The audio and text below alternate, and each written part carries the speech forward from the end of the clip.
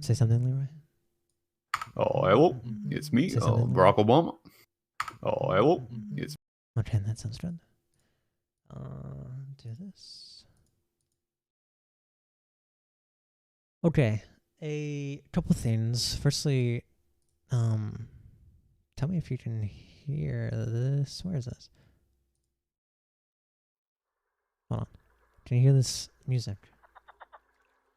Oh, I guess it's ambient sound in the game.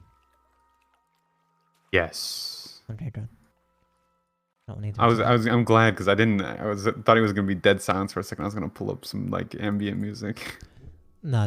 Well, sometimes depending on your browser source, there's some issues. But a few things I should say is number one, this is your session 0.5. The other players had their own, but this is yours. We're gonna lead up to how you meet the party. However, while this is technically in the past, and it'll be a little bit railroady, I suppose, because it's already happened. If you act like an idiot or do something ridiculous and you die, you'll die. And we'll just say Yeah. I'll value my life. Of course, I didn't figure you wouldn't, but you know, even if there's a freak accident where you just happen to get unlucky and you die, Yeah. if there's not some way for me to be like, okay, it makes sense for you to come back. Ultimately, verisimilitude, or the realism in the second world, in this world, is going to come into play. So keep that in mind, because, you know, that'd be awkward. Yeah. Telling everyone, yeah, we had the sick character, but he died in his bad story. You know, I tripped on a log and died. Yes, that would be... brutal head trauma and a bird ate my eye.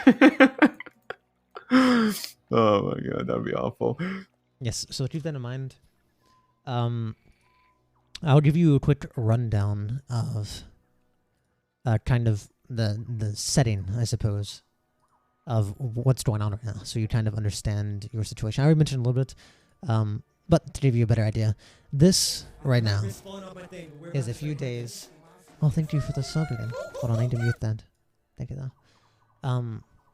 Okay, this is a couple days after your fight with, I believe his name is Harold, or that is the, you're sure he has a different name, but that is the name he, and as most witches go by, they go by pretty common names, because no one wants anyone to know their true name, that they're born with or hide or whatever. But your long friend Harold found you, and you and him got into a quarrel here in the Maple Marshes. Now, unfortunately, you had studied curses all your life for your own reasons, while he was studying to stop you, more or less. Firepower. Ultimately, in a straight one-on-one battle, curses usually take more time to go into effect, or they're more trickery. It's hard to trick people when you're by yourself. So eventually he got the hand of you, and he killed you. Or so he thought. He burned your corpse. In the last moments, you managed to write your name into the grimoire that you'd been studying, unsure exactly what may happen, but you decided to risk your life on it. In your last moments, you managed to throw your grimoire near a stump, and this old-looking book managed to blend in enough to not be seen, as your body just kind of... Well, you don't know what happened to it, actually. And at that point, everything went kind of blank. Foggy, if you will. It isn't that there was nothing, but it was almost like you're in a daze, unsure what happened. But you could tell time was going by. You couldn't see the world outside of you. Everything was kind of dark. There weren't really any dreams. Just a pitch black void of nothingness, an empty hollowness, almost as if you were staring at something, but you just could not understand what's there. And for that reason, there's nothing. But as if there's a clock in your head, with your mental calculations, you hear... All you can do is count the time. Might drive a normal man mad. The numbers. 60. 1, 2, 3, 30, 37, 38. 7 minutes. 10 hours.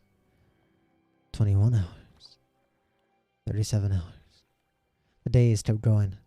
1 day went by. 2 days went by. Nothing. Even you weren't realizing if you were counting anymore. Trying to keep your sanity. But then suddenly in this empty void, You heard something. Something that was not natural. A voice. Not your own. And once you hear this voice, you realize that you're still alive. Oh, it sure must be boring here, isn't it? This place is so dark. Hello? Hello, are you in here? Oh God, don't tell me your head's empty.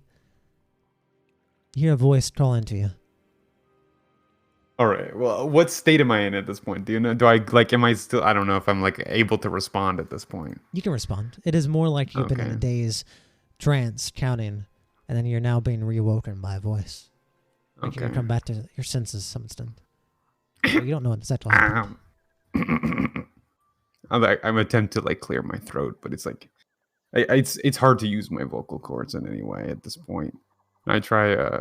Okay, here's gonna be my attempt at responding. Yeah. Hello? Ah! It seems you are alive. I was worried that there was nothing here. I've been probing the minds of people to think how to find a mind without a body. How strange, how strange. You know, we should really liven up this place, shouldn't we? What are you doing here? Sure seems lonely. Still you see nothing. Still dark. Okay. I don't know how to respond. I don't think I would tell the truth. It seems you're delusional. Fine, I'll do it for you. As a favor. Suddenly here, lights come on. Suddenly you're in a room. It is very simple. Nothing too complicated. It looks like any common inn room. One that you've been to countless times. Though you don't know if you've actually been to this one. It looks no different than the rest. Simple room. You never were one to get things that were overly grand. Wooden walls. A decrepit table. A bed. Bland, but kept. For the first time you see things, you look down, but you don't see what you're used to. You don't see anything, really. You're looking around with your eyes, but there's nothing, there's no body.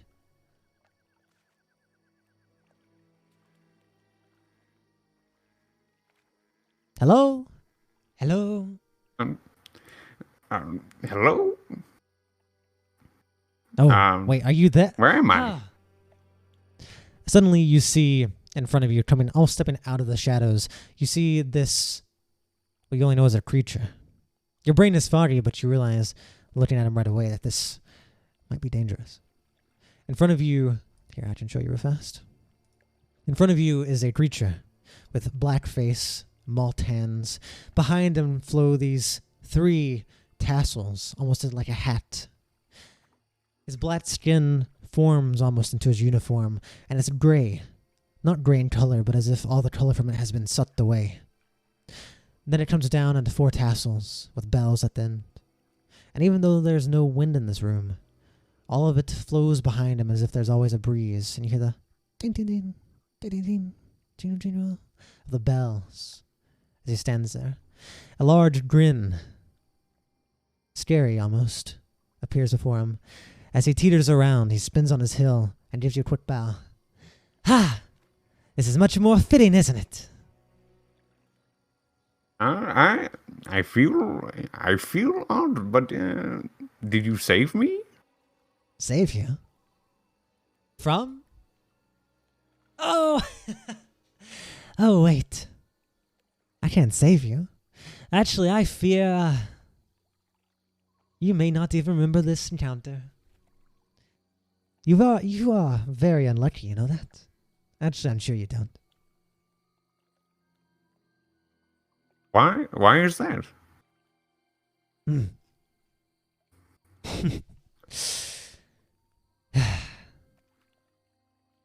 Well, you'll find out, I'm sure. There's no need to spoil the fun. Whenever you reawaken and you find your own miseries, perhaps you would like to give them to me. It sure's been boring here. How about we make a deal? I can give you some pleasant dreams, things to look at while the time passes by. That's my forte, you see.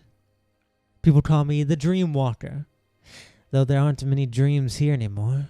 He kind of looks around mockingly, but even though you hear his voice turn, his grin grows even larger. You're a little creepy, you know that? People often call me creepy, a monster even, a devil sometimes. But he points at you. But you kind of freak me out.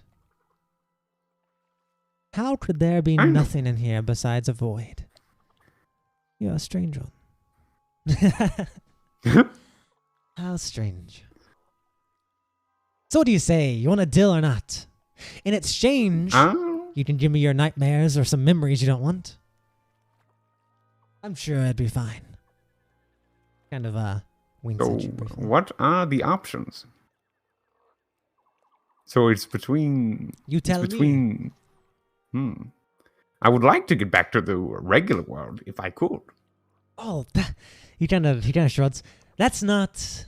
You see, I deal with the dream world. Memories, nightmares.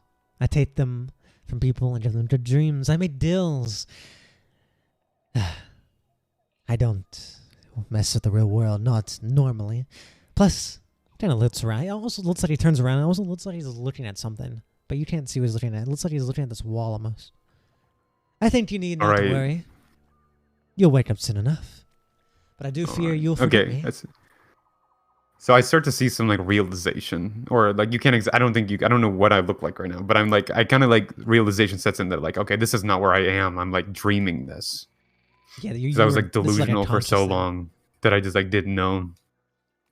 A part of you would have had to stop and think that this was just a vision from the tears of Malanta. But at this point, you would realize, no, this is happening. To some extent. All right. I started doing the turtle voice like right away, but I don't think I'm like a constant. Like technically, I would still be in my regular, like the character's regular voice, right? I would say, perhaps. You don't think you're hiding as a character yet, but perhaps that's your subconscious acting for you, realizing what's happened. All right. I'll just keep going with it. It's up for you to take how it is, but you are not a turtle yet. Yeah. You're in the middle. All right. So? I'll take a deal. Let's see.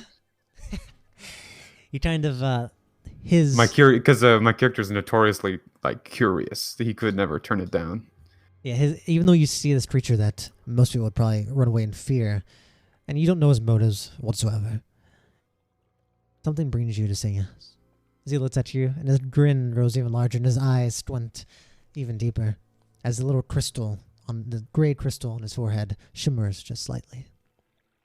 Well, what would you like then? To be a prince? To be a king? Maybe a mermaid even? And what will you give me in return? We're leaving this quite open-ended. Usually there's a lot more terms. I like to be one who... I suppose if I were to request something large, I would have to also provide something quite large. It is just a dream. There's no need. It's up to you if you make the dream a reality, though. I just simply wish to take away your sorrows.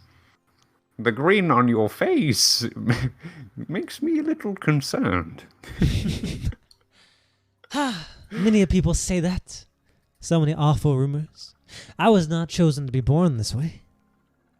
Simply, just so happened. I tried to be a good man, but... He kind of does another spin on his hill. He does another bow. Unfortunately, fate is so cruel. To be born hideous, but with a kind heart. How tragic, wouldn't you say? Yes. Let's see how kind you are. I just ponder for a bit. I'm not exactly sure.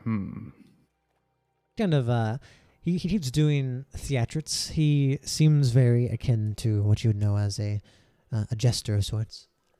He's putting on theatrics for you, making little comments.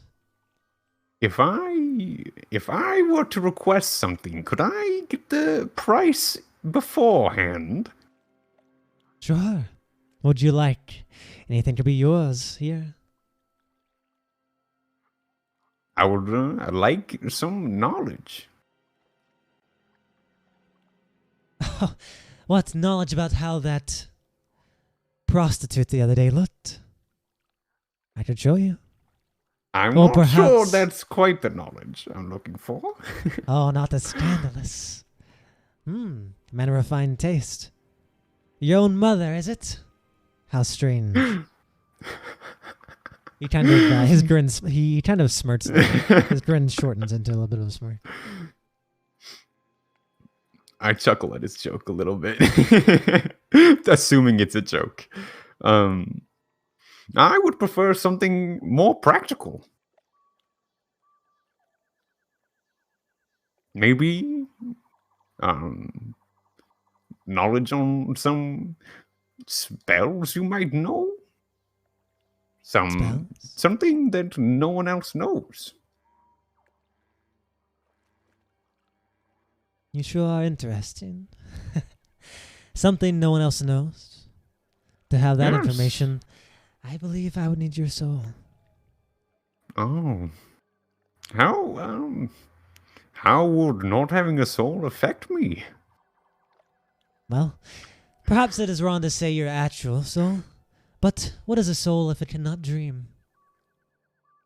I would require all of your dreams for the rest of your life. Does it just mean that it's very quiet when I sleep? He kind of smiles a little bit. He kind of sits down and crosses his legs. Some even would say that the dreams in your sleep build the person you are in reality. Many people mock me and say, I do not wish for you to take my nightmares and give me good dreams. What's the use of a dream if it's not real? But dreams become reality. You see it in your night. And it will start to form. Even if you do not intend it. And that's why nightmares are so dangerous. But what do you think may happen if there's nothing? No nightmares? No dreams? Nothing? You can't become vile? You can't live up to anything? Perhaps you'll just become like a statue. Yes, that wouldn't really do at all, would it? He kind of shrugs. But who knows? Perhaps breathing is living. Who am I to say? I live in the dreams.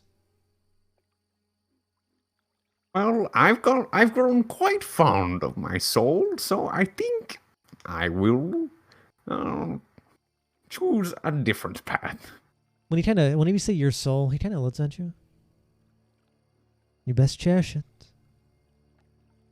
You'll lose it Yes. before you even realize. Perhaps even now it's gone. Mayhaps. Now let's ask for something a little less valuable. Sure. Maybe. Would you like my shoe? Maybe. I don't wear shoes. Actually, I only have this one shoe. As Yeah, it looks like you'll need that one. I traded my. You see, whenever you look down at him, you see that one of his feet have no shoe on there. I've traded this one before. What shame would it be to trade the other? Yes, but what value does it have to me? It'll warm your feet as he kind of looks at you. Ah, perhaps you're right. What feet are there to warm?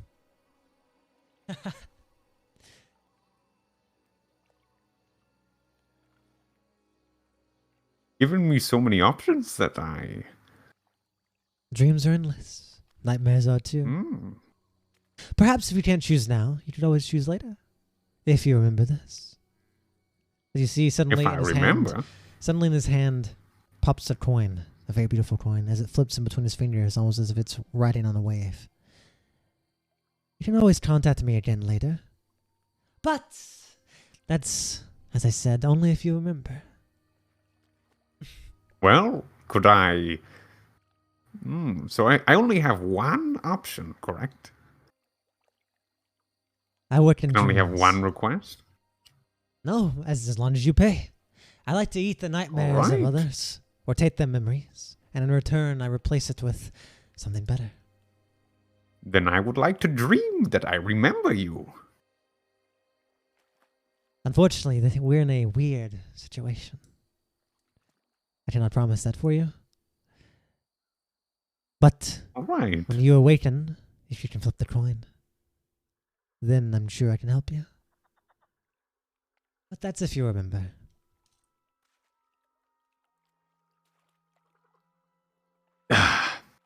Hmm. There's so many things I could ask for. Suddenly you hear in your head, it sounds almost from the distance here. Tick, tock, tick. I'm assuming there's a time limit. You see him turn and look at a wall, and you can see nothing. It seems your conscience has still been counting. It's nearing the third day. As if you know that's when you awake. How strange. I would, if I may ask, can I have a charm of sorts that would increase my luck? He kind of looks at you, and his grin grows. Those with no luck can't get more. If you multiply nothing by something, it becomes nothing. I would consider myself quite lucky.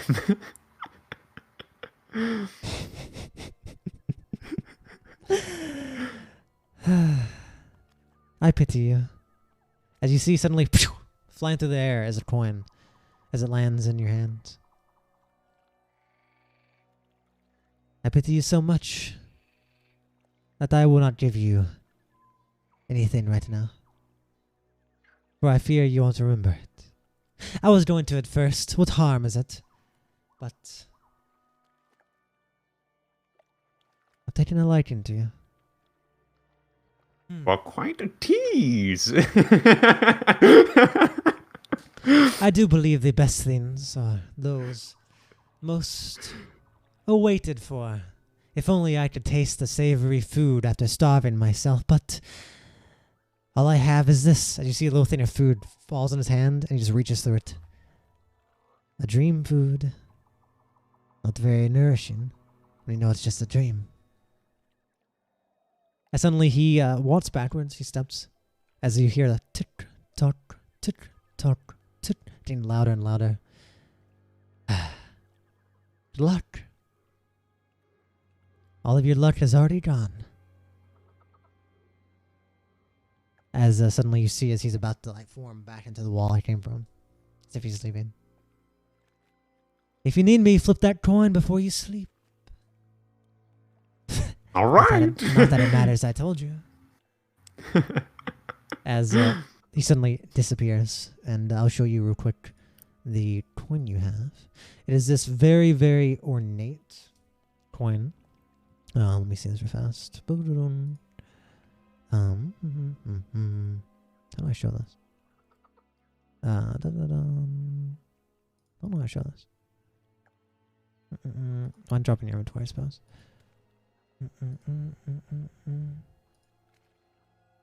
Yeah, what's called a dream coin.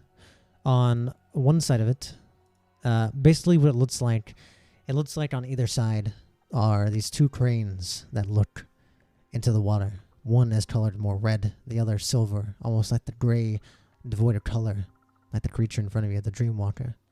It is very thick, almost looks like a piece of art more than a coin. It is heavy in your hand, probably double the weight of a normal Rihdarian gold, which is pretty heavy already. But, well, you have that coin in your inventory, you can look at it eventually, but it is very beautiful. Suddenly, you hear the sounds, tick, tock, tick, tock.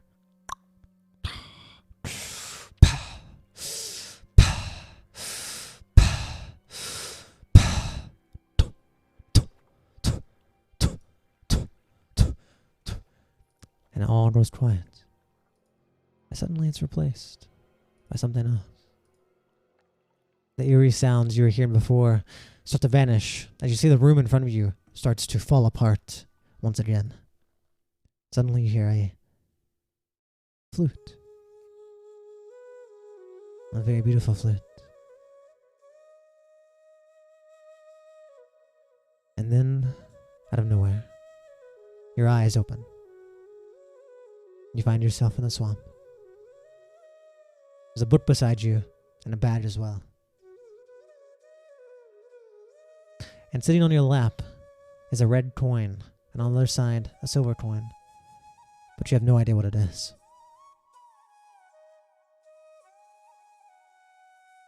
You realize you're alive. As you look down, you're no longer who you once were, but now you have this green, rough flesh.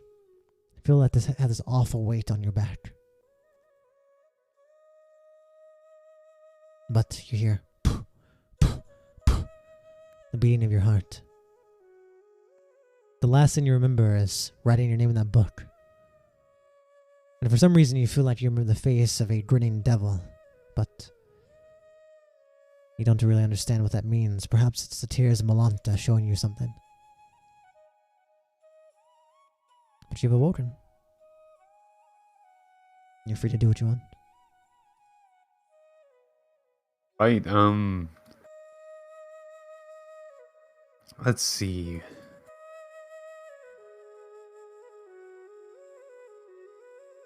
Can I see any, like, smoke in the distance or anything like that? You see nothing. When you awaken, anything to go towards? You feel like a lot of time's passed. You're in the middle of a swamp. You see the swamp water beside you. You see trees. You're not even sure if this is the same place you were defeated at.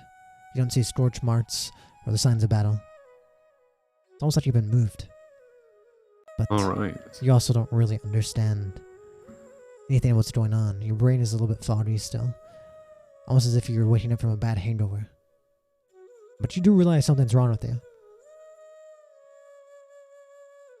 I suppose, I'll just try to, like, get used to my limbs and just clear my throat or whatever for the time being, and just, like, I look through my bag. Well, you're very confused. See what's in there. Just so you're aware, you're very confused as to what you are. Yeah. That's what I mean. Like, I just kind of, like, stumble around a bit, and I'm just, like, trying to figure out where I am, what's going on, kind of thing. You're trying to move around, and you stumble, and you stand up, and you kind of slip back until you stumble, look through your bag, and you take out a quarterstaff that you just happen to have. And very strangely, your bag is very organized. It is almost unsettling how it's undisturbed. You kind of feel like it's weird for Harold not to have taken anything, though not that you really had much of value. However, you realize your spell book that you had used has all but vanished. Perhaps taken. Perhaps burned. You have no idea. But you hear this. There's one thing you hear, and it's this flute coming from the distance. And it's very beautiful. Almost alluring. I suppose I wandered towards the flute. When you walk to the left and you get closer to the water, even though it's murky and a bit dirty, you can finally see a reflection. And you know not of how this has come to be exactly. But you are now no longer yourself. You're no longer a man. You're a turtle on two legs. You look almost like the beast folk, the turtles. You know of them. You've seen a couple. But you look much more decrepit, shriveled, shrunken, hunchbacked, almost like a frail old man. You realize your joints are hard to move, as if they need to be oiled or something. And when you get closer to the water, you realize your face has these giant white eyes. And above your eyes, where your eyebrows would normally be, are these two weird pieces of metal. They're not large, but they almost look like a prong above each of your eyes. Like a strange piece of jewelry that had been placed above your eyebrows. There's one on each side. It's almost like a small metal rod.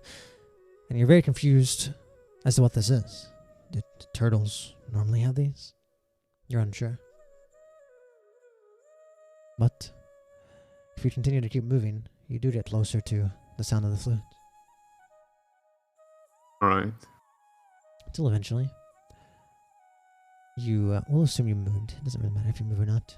A moment. Okay. But Gotcha. Suddenly, It's fine.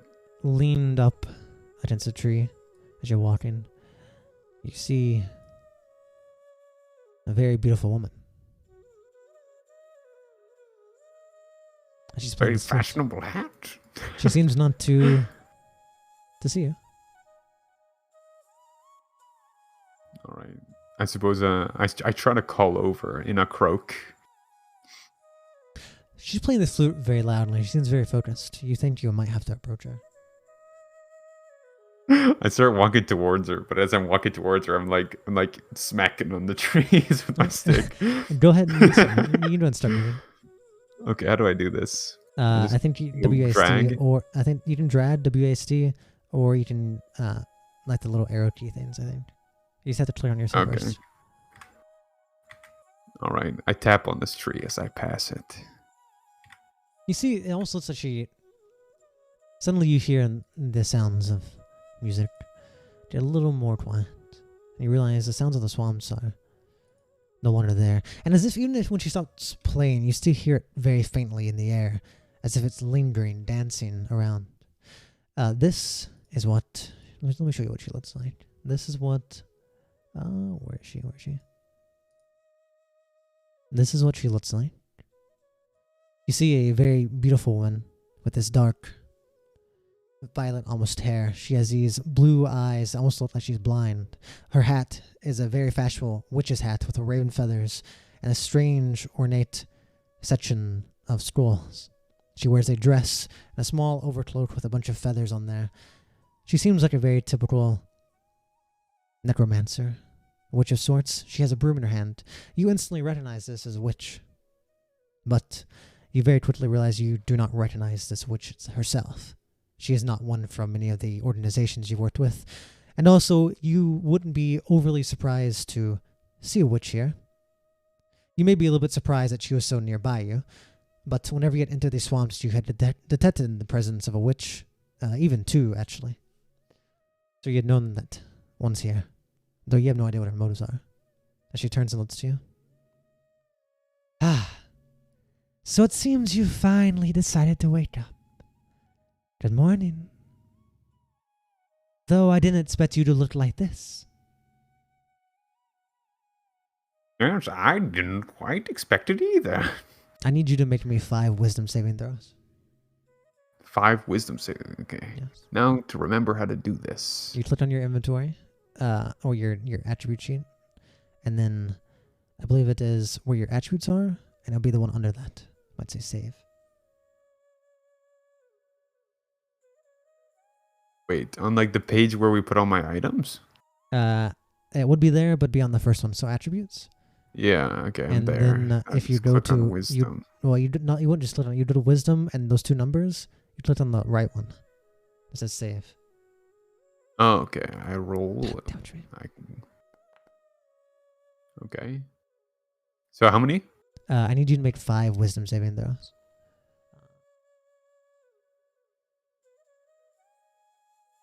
Here's if you're bullying me.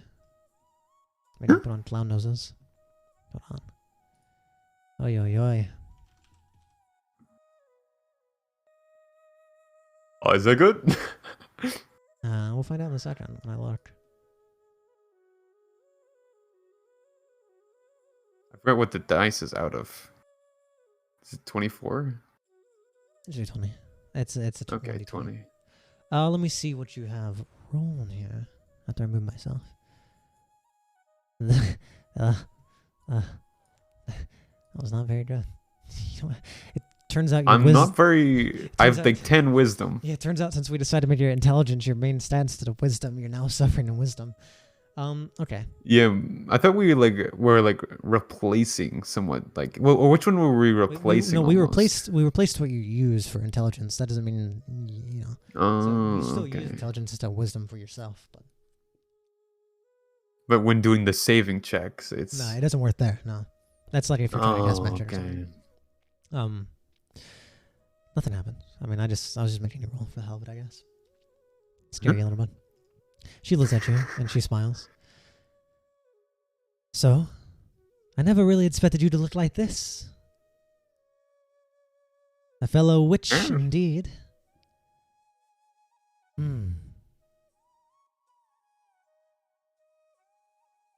Well, you are. What brought me here? Or do you know much of how I ended up here? Oh, it seems your memory is a bit wrong. I had a couple of days ago attended a very dangerous fight, I suppose, amongst you and someone else. Of course, being curious, I came to investigate, and I had felt the presence of a witch. I kept looking for it, till eventually I found a book. But I didn't know what it was, so I avoided it. I watched closely to see if it was a trap. And look what comes out of there. I suppose I was right to not approach it.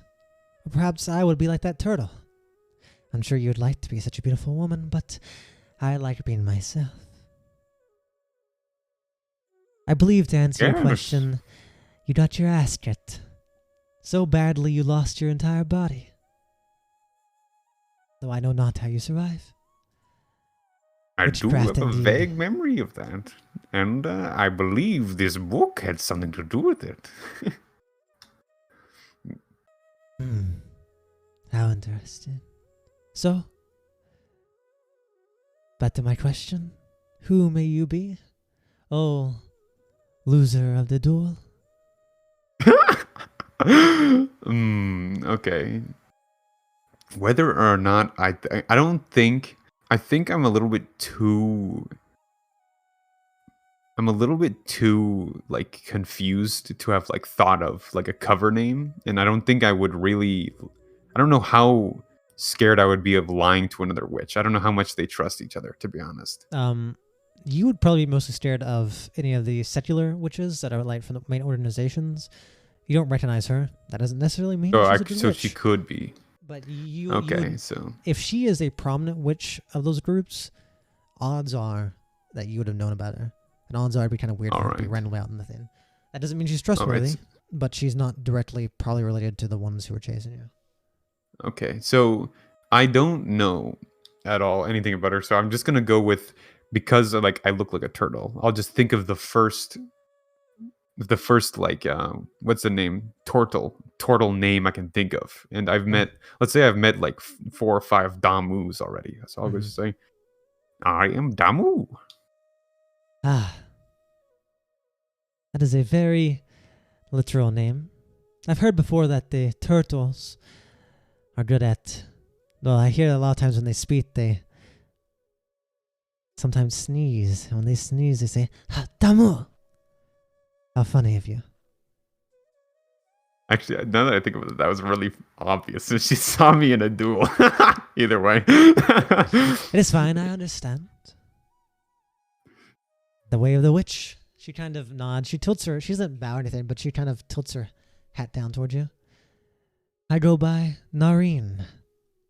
I'm a witch as yourself. Very curious you are. What brings you here? To fight the battle that you lose? I'm sure that's not why. I was looking for some resources for a curse I was going to make, but I don't know if that's my greatest interest at the moment. She kind of looks at you. Well, you don't look like much compared to the... No, she kind of chuckles and she puts a feather up to her mouth to hide her laughing. I'm pretty sure even you as a loser wouldn't lose to the you now. Seems you've taken a rather nasty loss. I'm feeling quite discombobulated as I like drop my stick and like stumble towards it. You hear her say, "Oh, it'll be fine. I'll take great care of you."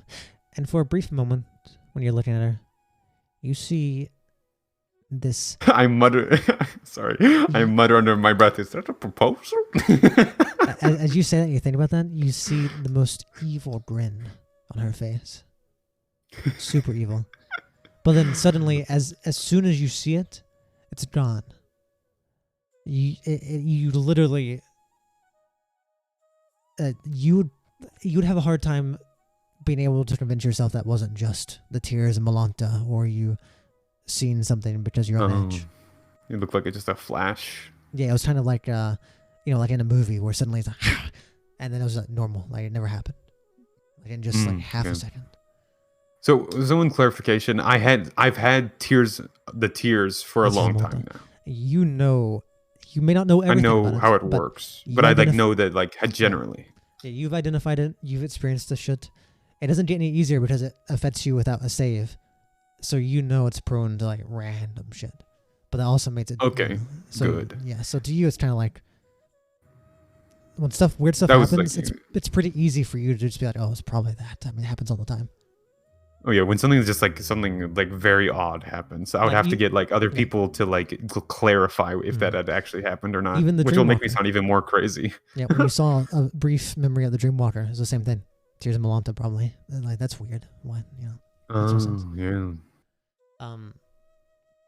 But Sheila Sechin says, "Well, Damu,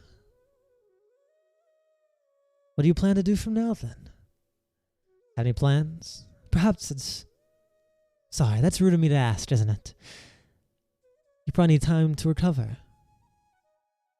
What kind of hospital witch would I be if I didn't invite you over to my house to help you recover? Give you time to think. And in case, well, I haven't seen him around, but that Harold, if he comes back, I won't hide you from him.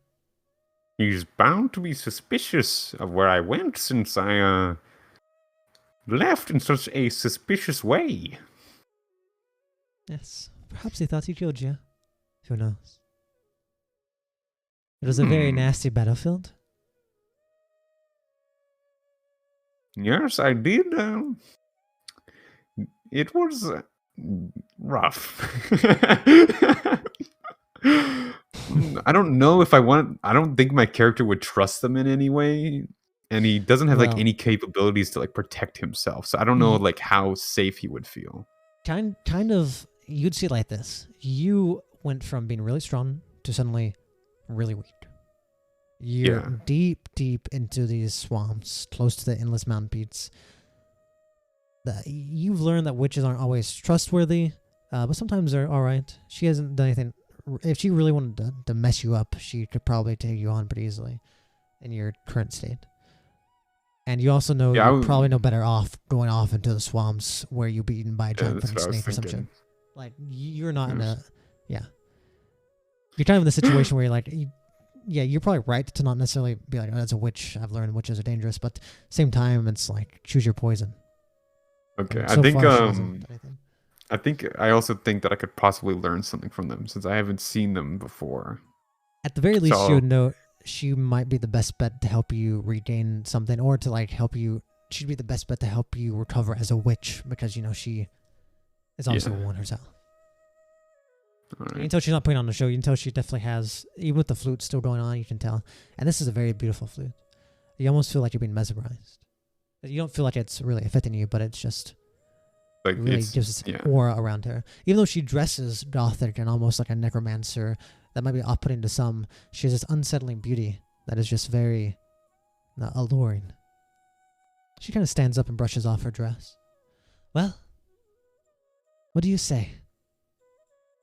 I would say I'll take you up on that offer. I do have a lot of options right now, but yours seems to be the best. That's probably for the best. I do not know if you're aware, but there is a very dangerous presence in the inactive volcano.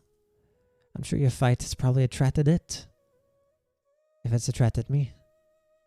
Best allow you to gain some sense of self before he comes.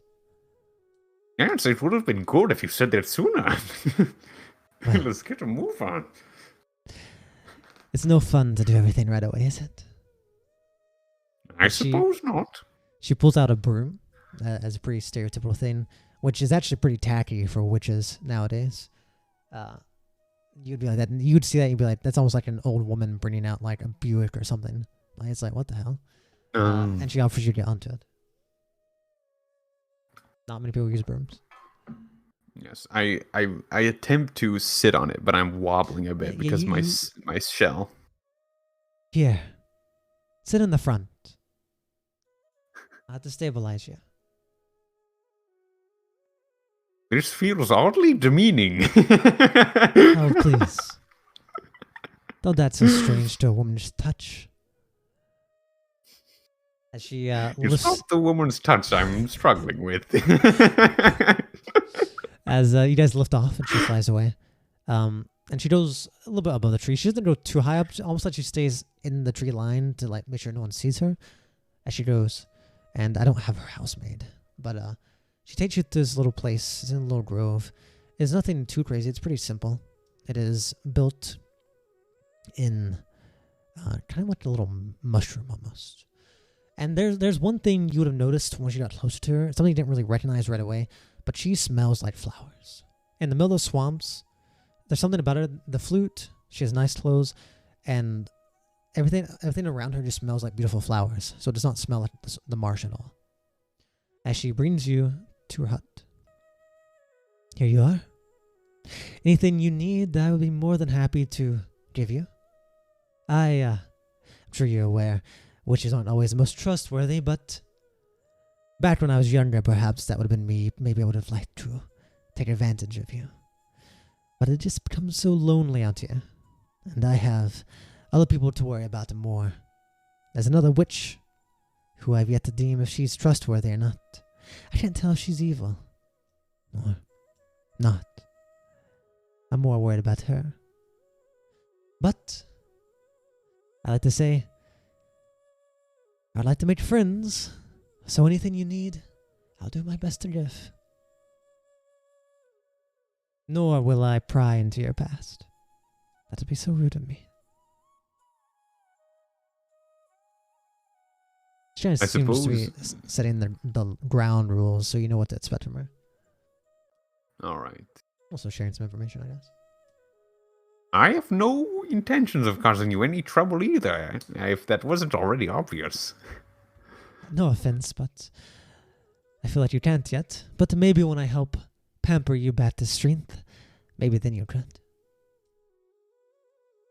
Oh, this form might be sneaky. I could steal something. It's probably something bad to say. She kind of smiles. You need not to make such threats. If you want something, just ask. That will be yours.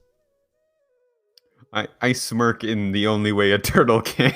That's kind of weird, yeah. Little beak kind of flips together. Just like my beak like angles slightly. She kind of nods and says, "It looks goofy." Please, I shall make this food. Yes, if you have any questions, please feel free to ask. There's a lot to know. Go on. Okay, go on. Go on. I want to see what happens first before I ask anything. I was about the time strip if you don't ask anything. Oh, I was just gonna ask, like a pretty average question of what brings you here? Well, long ago I had tried to make friends with the witches, but as the saying goes, all witches are bitches, and I learned that the hard way. So much so that I decided to abandon civilization. Been out here for several years, just existing, I guess. Nothing crazy. I stopped really doing witchcraft. It's kind of I think that's all. Sort of lonely. I would understand then how exhausting it could be to be around so many bitches. Yes. And nothing against you, a game but of manipulation. Pretty much. The men in the witch community, or if they wish to be so pretentious and call themselves hetzers, or even warlocks, they're even worse. One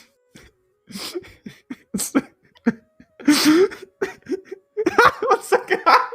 Okay. How pretentious of you to assume. I suppose it is fair for you to laugh. You're not much of a man anymore, are you?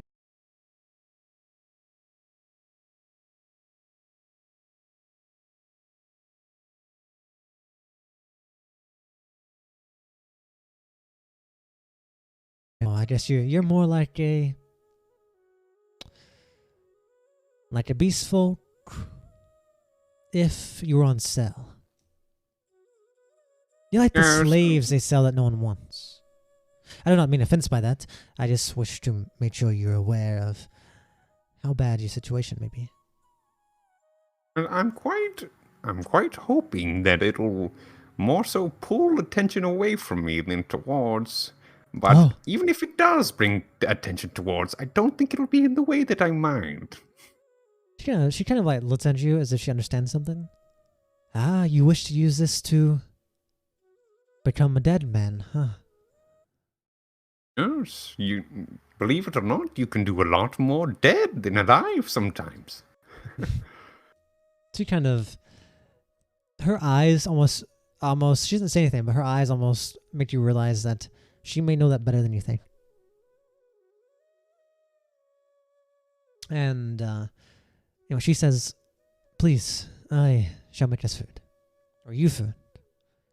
I stumble over to a chair and I just fall over it. We are going to... Yeah. So more or less what's going to happen is you're going to stay here with her for about 3 days or so. That'll be the time it takes for you to regain your strength. Also, something I forgot to mention is if you go to... For you, it might be the fourth tab. Sorry, the fifth tab maybe. It's going to be called Journal Entry. Journal Entry? Yeah. And if you click on there's a journal in my character tab as well, right? Yeah, but it'd be easier for you to keep a journal here. So I made one for you. It's called Damu's Journal. I don't force anyone to take notes, but I always encourage it. And there will be days I may reward people who do take decent notes. I wanted to take note of this person's name, but I'm gonna be honest, I already forgot it. I'll tell. Well, she would tell you. Her name is. The only part she tells you is. Just the one she goes by. Yeah. Whoops, that's the type as you. But that's her name, and she is, in a way, your savior, I guess. But you can definitely take notes. People will be reported, but I suggest taking it there. Some people take really good notes, but I take notes of things purely just because I forget things really quickly. Oh yeah, it's that. The only reason I say that is because the other players will probably tell you as well. I'm very keen on very subtle details that it would completely make sense if you don't understand it. But little things that you'd have no idea that if you bring it up, someone else might be like, "Oh my fucking god," Just he's like, how do you remember that? Yeah, you may not even recognize it, but more or less, that's what I'm saying. You might want to take notes every now and then because there will be a lot of potential to be able to uncover things if you have good notes. Yeah, remembering as much as you can about characters can make the dialogue a lot more interesting as well. Mm-hmm. Yes. But that's something that's there. We'll continue on. Basically, what's going to happen is you're going to stay here with her for about 3 days. And I'm basically going to give you a rundown. During the entire time, she is very kind to you. She gives you anything you asked. She takes care of you. To you, in your memories, she is like a goddess. You have never been treated so nicely in your life. You've been on the run for a long time, and you don't even necessarily understand why she's doing this because she hasn't asked anything of you. She doesn't ask any questions of you that are too much of a pry unless you opt to bring it up. She gives you things. She helps you. She's helped you refill a couple spells from your memory into your. I don't know if you're using that grimoire that has that you've used that you were put into. That you're using that as a spellbook now, right? Yeah, that's my spellbook. She would have helped you get the ink and things to kind of recover a little bit of your power. But she couldn't put them in there for you because you have your own way of putting in spells. But she's giving you things which has cost lots of money worth of stuff. Food. She's given you potions and things that she's brewed that's brought your vitality back up. And she's just been very kind. And it's been a long time since you met a witch like this. You've heard stories of witches that are are good people, but you've lived a life so long on the run from other witches and being like an outcast from other people as well because of the way you do things, that you have basically forgot that people like this exist, especially in this community of yours. And part of it, you almost sympathize with her for being an outcast. You almost feel guilty that someone as kind has to be sent out. Yeah. But more or less, my character's also like sympathizing in the other way, that like he kind of understands the treatment in a way, although it's like surprising, but he understands that like she, like, because you saw like the understanding in her eyes when he talked about being dead is like you could do more dead than alive. Kind of like clicked in his head. Yes. So more or less the takeaway from these days you're with her is that the way you would most likely see her, she does nothing to make you suspicious. She doesn't do anything sketchy. She is like a godsend savior to you in this time of need. So it's I don't know if you're someone who like feels like you owe people favors and things, but you would feel indebted to this woman. Noreen has treated you very well, and you feel very lucky because of it. But there are a few things that over the 3 days you would notice. Number one, you would notice a book that she often has laid out. She lets to be reading through it sometimes, but it's a book called The Soul Flame. There's this red book with like a handprint that looks like a flame almost on it, but it's called The Soul Flame. That's a book that she carries around. I don't know if it's a spell book or what. But the reason this stands out to you, this book, is because you see that she has a lot of like this weird, she makes a lot of medicine for like burns, like burn cream, and a lot of like used bandages, and you don't know why she has all these used bandages, but they've already been used. And it looks like she's almost like someone has some serious burning, and she's trying to take care of them, but you have no idea what the hell's going on. You would also know she's usually there with you, but every day for a couple of hours, she will randomly go out for long periods of time without telling you where she's really going, and she'll just vanish for long periods of time, and then she'll just come back like normal. Nothing seems different. She doesn't seem like she's been in a fight or anything, but she would go off and fly off in her broom kind of and just go do whatever. Another thing, in this house, you just see a lot of like random things like books, stuff. You can tell that she's a master alchemist, as a lot of witches are. And you, at one point, you probably know just as good, but she has all of her gear here. She's very talented. And another thing that you always thought was weird is in the corner you see this wooden staff that at the very end of it has like these leaves on there, and at the very end of it has this weird yellow crystal that hangs down. It kind of glows. It's like this little light crystal. And it's like this yellow light crystal hanging off the end of the staff. And she never uses it besides when she goes out. I don't know why. But you just... It's not that you even necessarily think this is weird. You think... just there's no reason for you to really suspect her of anything. She's been so nice. But it's just something like you having nothing better to do. You just kind of notice all these things and find them kind of intriguing. They're just kind of like, that's a little... your curiosity is like, huh. How particular. But those are kind of like the only things you really see. If you need me to write down any of those, I always tell you again. But I already wrote them down. Okay. But you see some things like that, and there's some other items, but these are like the things that really just kind of stick out to you in these 3 days that you're like, that's kind of strange. But she also tells you things about the marshes. She tells you about how there are various snakes, and she talks a lot about this other witch. She doesn't know her name, but there's another witch to the south, closer to the town, who seems to be more related to plants. And she has been basically at war with the Frogolians, which are like the natural frogmen who live in a swamp. And they've been warring for several weeks. And she's been trying to determine, because you would know the motto of witches, you do not go onto another witch's land without making yourself known. So she doesn't really go out there, but she's been trying to, from a distance, gauge if this witch is dangerous or not, but she just can't tell. She can't tell what her motives are. So she's talked a lot about that. And then one thing she says, so Dharma, I know you wish to regain your strength and become a dead man. Do you remember the powerful man I was talking about? Though it is a risk, I believe you may benefit if you go to see I him. mean the one in the volcano. Yes. I don't know much about him, but I'm sure he's probably going to send someone. I wouldn't be surprised if even now he knows where you are. Yes. Or it. Kind of I smile. would say I could confront it when, when I cross that bridge. Well, just something to think about. I have figured you, over the days, I've seen your curiosity, and, well, I wouldn't be surprised if you may benefit from going to him, though once again it's a risk. But she kind of smiles sheepishly a little bit. I suppose it was a risk coming here with me as well. It seems that has turned out well, has it not?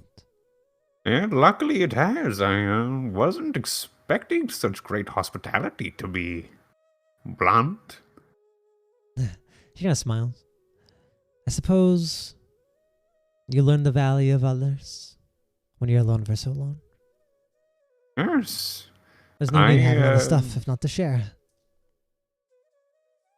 I suppose I kind of knew that was why, in a way. Tragic, isn't it? How embarrassing. If only we didn't have to suffer so much.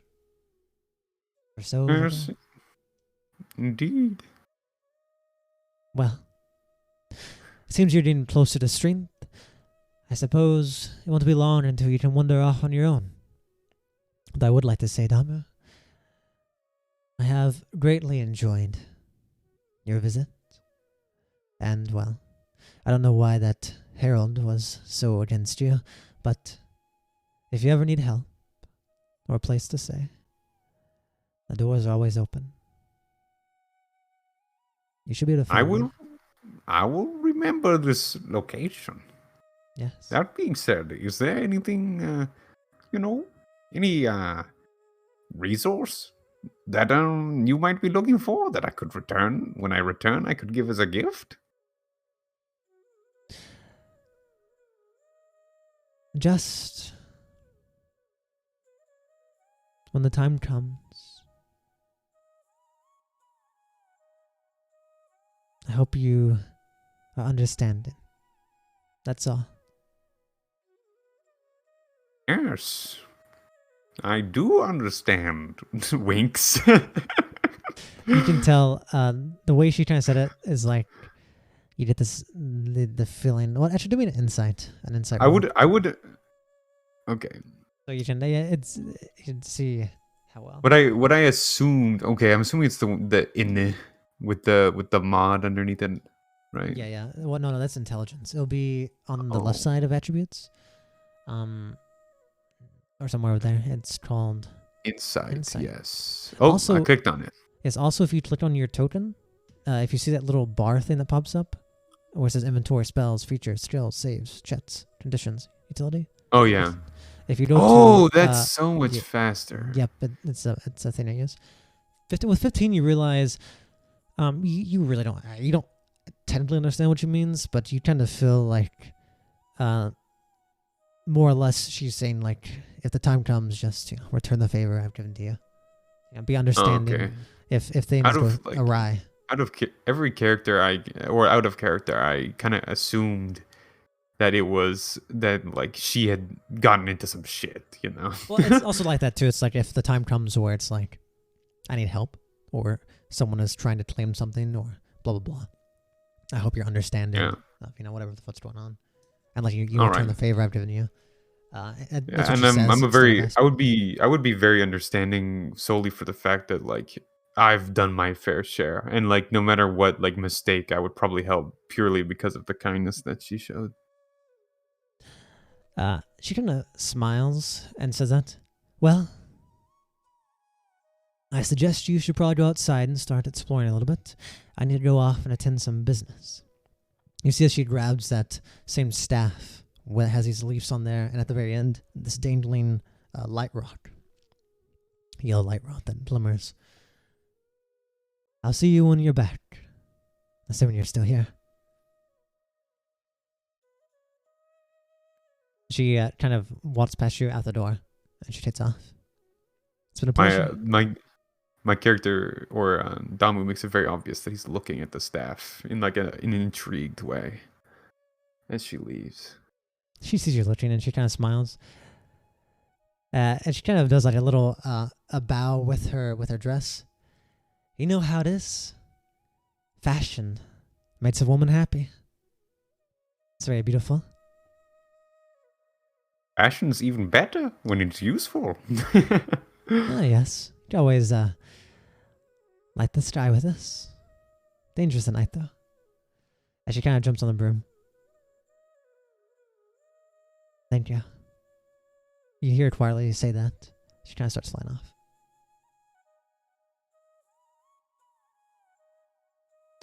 All right. I've got to use the restroom. It's okay, just back in like 2 minutes.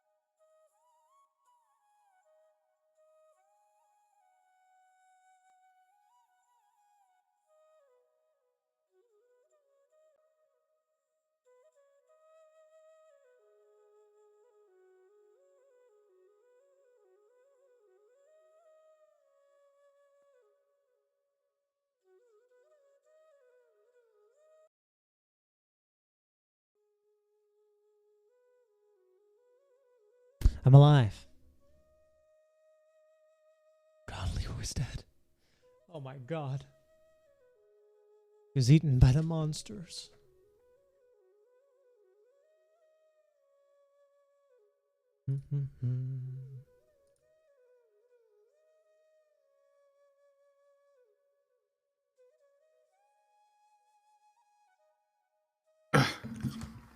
Okay.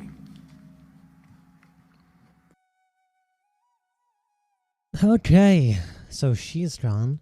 I don't know if you are actually going to run off, but eventually eventually you not even leave necessarily, but eventually you go outside to explore or some shit. I don't know. Yeah, kind of, that was yeah. So you kind of, I'm gonna move you around just a little bit. So you're just off. Is that water? That is water. You're just kind of off, looking around, trying to get you're pretty steady on your feet now, but you're trying to try and get a hold of yourself, test your strengths, and basically you're trying to, figure out everything you need. Yeah. But I need you to make a perception check. All right. You're just kind of listening. The flute's. This flute. The flute is no longer. It's going to be. Perception. What is that under? Perception. If you go to like skills, it'll be in there as well. Like the little. Okay. Got it.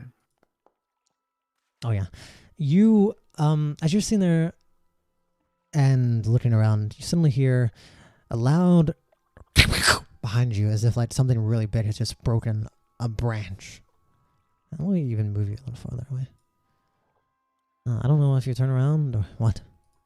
You tell me. All right. I glance over in a bracing fashion, moving like towards the rock that I am, like leaning on it. So you're leaning. So you're glancing at them. So like I glance towards it, and then I move towards the rock. That's I don't know how much. Do you need me to go farther than that? I can go farther. Well, it's behind the rock. It's like, let me ping it. It's over here. Right there. Okay, so Like, then it's I over on the move side. in the opposite direction if I can move myself You can move. over here, and Okay. I kind of just like peek around the corner. When you peek, you can tell that what was there has already seen you. As you Oh, see, okay, I can tell. yeah, you can tell right away it's looking at you, and it's definitely approaching. As you see, walking through is this giant bear man, and behind him is a human who is not dressed in proper armor, but you see as this bear folk is kind of looking at you. Okay. He definitely has seen you. You went behind. You got into a spot. You don't know what the hell this is. You don't know why they're here, why they're looking at you. But you do know right away that this is a beast folk and a human. And you hear his gruffled voice as he holds something. Hello, me. Is this the guy? As he turns what looks to be this, almost like a crystal, towards you. Hey, you! Get out from behind the rock so we can see you. I stumble out into the open. You see like this little figure on this screen. Squawk, squawk. That's him. But don't be violent. Use your words. You know I'm not any good with words. Ugh. Fine. As you see, he's clear on things. Human, you're cunning. You're up. Go convince him to come with us. And more or less what you know the rundown is, Stavros, is that you had been with Multitude, and he had taken you to basically be taken away. And he drank this potion from Lily Bones, which like teleported you guys halfway. He's pissed off right now. He didn't teleport you the right direction. And suddenly you got a phone call saying that Kronos wanted you to go pick someone up. So now Multitude's pissed off that he's on babysitting duty. And he's basically pushing you off to go convince this crippled-looking turtle to come with you, peacefully. Okay. And if you don't get him to come peacefully, I'll use violence. As he slams his fist together. Wouldn't want that. Excuse me. Wait. Okay. Yeah. Hello. What do you? Clearly, we're not here to harm you. Get out of here. Yes, of course. I seem to have gathered that by now. You see a very menacing bear rubbing his fists together, almost threatening you behind him. I put up one of my little claws and I like wave at him like a little bit. all right. I'll leave that one be. Anyway, what would you like? We have some business with you, or rather, the one we serve needs to see you. Oh yes. I don't know if this is. Can I ask where you hail from? I'm from around here. Not Maybe. these parts specifically, but you know. Mayhaps that volcano over there? I gesture over with my stick. You think I live in a volcano? Yes, it looks rather cozy. Maybe too cozy. Human, stop acting like an idiot. It's obvious he knows about Mount Madrad. You know what he means. Cunning bastard. Sickening. Right. Anyway, just come with us. Ah, yes. I would love to do that. I just go alongside them. I stay on the other side of him, but like not going towards the bear. Just staying like keeping my distance. And you can calm down now, Multitude. He's going with us, no problems. I'm shocked that it was so easy. I trip over and I fall onto what's his name, Stravos's foot. Yeah. And I grab like a little piece of fabric and it gets like caught on my claw and I stand up again. Like, oh sorry, I've been rather clumsy lately. And I like discreetly put the piece of cloth in my pocket And or like I'll, my backpack if I can. Stavros will sort of shove you over off of him when you lean your weight onto him. Mm-hmm. All right. And for now that introductions Does have that need been a made, check? you it's up to Stavros. I mean, if he fell down and accidentally ripped a piece of your like pants or something, would you be like, oh, I don't know. Well, I was thinking like that, like whether or not Stravos saw me put the cloth away. If I need to do a roll for that. You know, yeah. I suppose you make a sleight of hand. Sleight of hand. Okay. But Stavros, you would realize the situation. You're probably also pretty irritated. This is the same day you've left. It's only been a few hours. What happened is Multitude had taken you, and he had been given a potion by Lovely Bones to teleport you straight back to the Fallen Bastion. But as per his potions are, instead teleported you about half a day's out. And now, a few hours later, you're here, picking up this bloke, who you recognize looks like a beast folk, but is very strange. And you can tell Multitude is also make a perception check, Stavros. Okay. But Multitude is obviously also, you would probably feel the same way as him a little bit. Both of you realize that this is a beast folk, but this is a weird ass beast folk. This thing's like half the size of a normal turtle. It looks hunched over. It looks sickly. Almost looks like there's something wrong with it. Yeah, you realize he's ripped off your pants just a little bit, but there's nothing. It looks like he just kind of fell. You don't know what the hell's going on. Your nerves are probably kind of busted too. You have bitter things on your mind right now. You don't know what the hell is about to happen to you. It just feels like, yeah. Go on. Watch your step when you're walking with us. Yes, indeed. I pull out my second quarterstaff and I walk with both of them.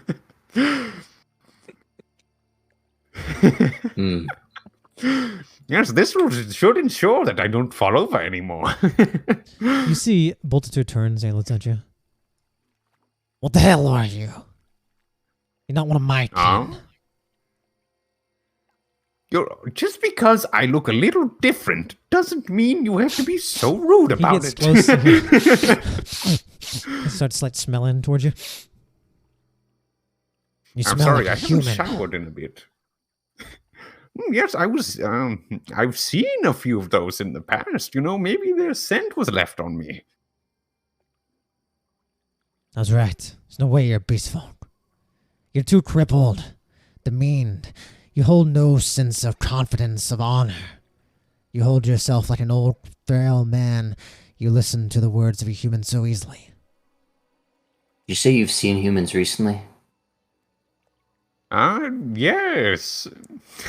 Did he look like this? And I produce a drawing from my bag. What's the drawing look like? It's not the best. I mean, it's not necessarily a bad drawing, but looks like a pretty average bloke, short hair. There's nothing really special about him. Definitely a man, probably close to middle age. But there's one thing about him. He has this little mole under his right eye. Do I recognize that in any way? Where did you come from before? Have you been in town first? Okay. Or would you have skipped the entire time? No. So technically, according to like my backstory, right, I would have been hanging out with the witches, and then I was out gathering. So wherever like a witch like area would be. So I think I come from a city. I come from like rich family way back, right? So I guess I would suppose I would be there. Yeah, make me just a wisdom check. So just click your wisdom modifier. Oh God. Don't make me flex my wisdom on people. I should do a history instead. Because a history, okay. You probably stopped by town at least once, and you were in the marshes. I have a lot of history. Oh wow. You are thinking about it, and this is just an average fucking guy. You're like, to some extent, you're like, could you even look at Stavros? You're like, if he shaved his hair, that might be him. I think it's like he's missing the mole, though. Yeah. I guess it's just whether or not I would want to make him think that I had seen this person, because then I would have to talk about them more. Yeah. I just wanted to make sure they weren't like a well-known figure, so it wasn't like weird if I didn't see them. Okay. No, you feel like you might have recognized his face and the mole, but you're also like, you just went through a shit show, so you don't know. Yeah. No, sadly, I have not seen that particular bloke, although very handsome fella. It won't be after I catch him. Yes, I'm sure he stole or did something very foul. What was it? Let's just say he crossed me. Yes, swords. But, I won't pry any longer. I apologize. That's too much. Let's move on. Right. You can very quickly, Damu, realize that this Multitude guide, he is not very friendly. Stavros, you may find it a little bit strange. Of course, you probably also get the vibe that Damu is not a normal beast folk, but you may slightly find it strange that even Multitude is not as keen on him, that he's instantly called him a human. Because to some extent, you probably would have felt that Multitude would be more akin to him, even though he's weird. Oh yeah. To you, that's kind of a testament of how weird this turtle guy is. Because Multitude's even like, hell no. But you guys start traveling. I don't know. You guys travel basically through swamps. Nothing too crazy happens. But I need someone, I guess any of you, both of you, even if you want to make a perception check for me. All right. There's a lot of P words. There's a lot of P words. Damn, your dice shiny. I'm very perceptive. Stavros, you see it pretty easily.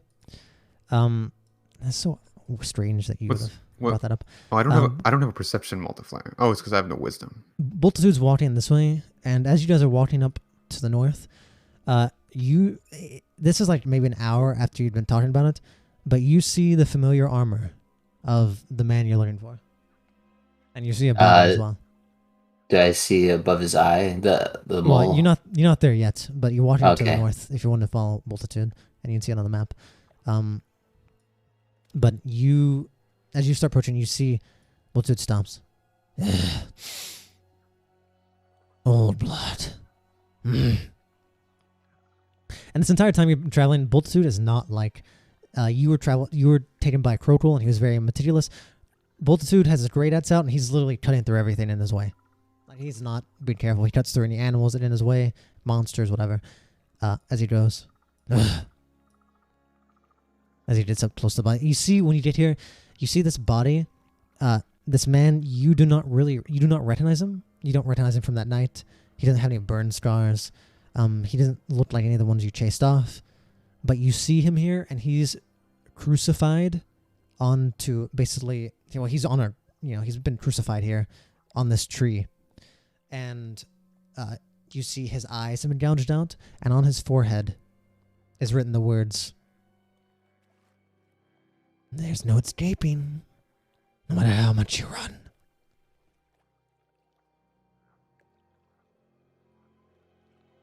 Wait. So this is the guy that was shown on the poster specifically? No. You don't know any of this, but Stavros would recognize the armor. This is someone that was most likely with that band of people. Though he has not seen this person. I attached the piece of paper with the drawing I have underneath the thing to make it look like I kind of did this. Just do a random drawing. Sure, if you want. I accidentally did a new loot thing.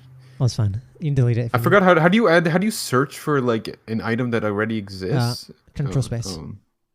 Control space. Okay. So what I'm trying to add that cloth to my pocket so I don't forget it exists. Someone's trading with me. Oh, you're trading with me. You're trying to pick. I'll just put it as common clothes and then rename it.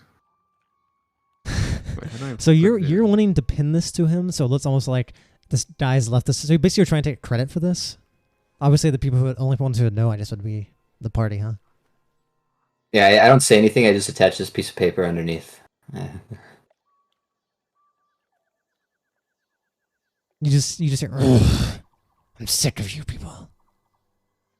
I can't wait to see you get killed." Adama, you watch him just like, you see this is pretty gruesome. Like, it's not like awful, but this is pretty gruesome. This guy probably suffered a lot. And you see this human just literally like basically, I don't know how you do it. I just you pin this to his shirt or to his tunic. He just stays there. I've no interest in burying him. Let him turn to an undead here on the cross. As Right, his companions can deal with it if they find him, which I hope they do. Wait. I want to see if I could grab something from him that would be useful to me. Yeah, you can look at him. His blood is like blood or something. Like I don't think having his blood matters if he's alive, right? Or can I still use that as a resource? And if you try and use it in potion or something, yeah. But for the tears, no, probably not. This is a dead man. Okay, I think. I don't his think blood's I need also pretty anything from him. dry. I'll just like he's I'll he's just probably follow. been here for a few days. He looks like he's been here for a couple of days. And Stavros, the only thing you take away from this is that someone's hunting them, and you know it's not you guys. So you don't know you don't know what the hell that's going on. You may not care at all because you have bitter things, but that would be a takeaway you have here. And for whatever your motives are, putting that on there, I don't know. I don't have a message you're trying to leave. Okay, you guys eventually travel. You see that. Travel for a couple more hours. You see in the distance, you see the high rise of Mount Matrod. You see where it dips in, and you know you're getting much closer. As Multitude just keeps walking, he has stopped talking. He's just breaking through shit. As you guys get to, let me find the road.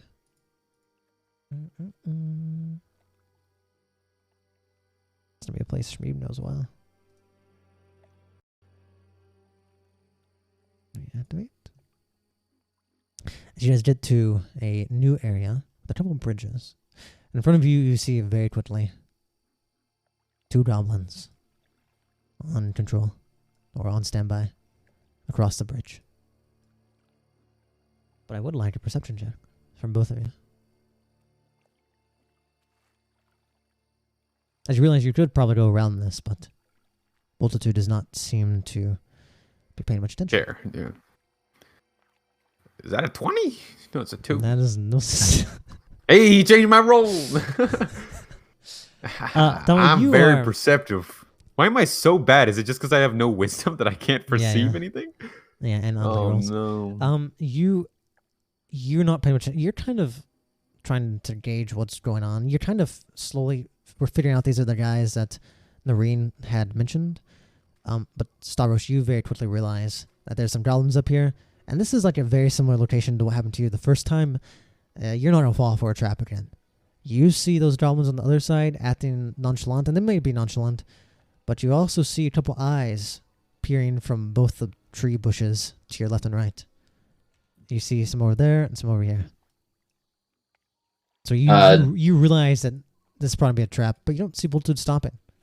I want to sort of put my hand in front of Multitude as we're walking past, and quickly, when he looks at me to be mad, I assume, I put my finger to my lips, and then I point at the different areas that I notice.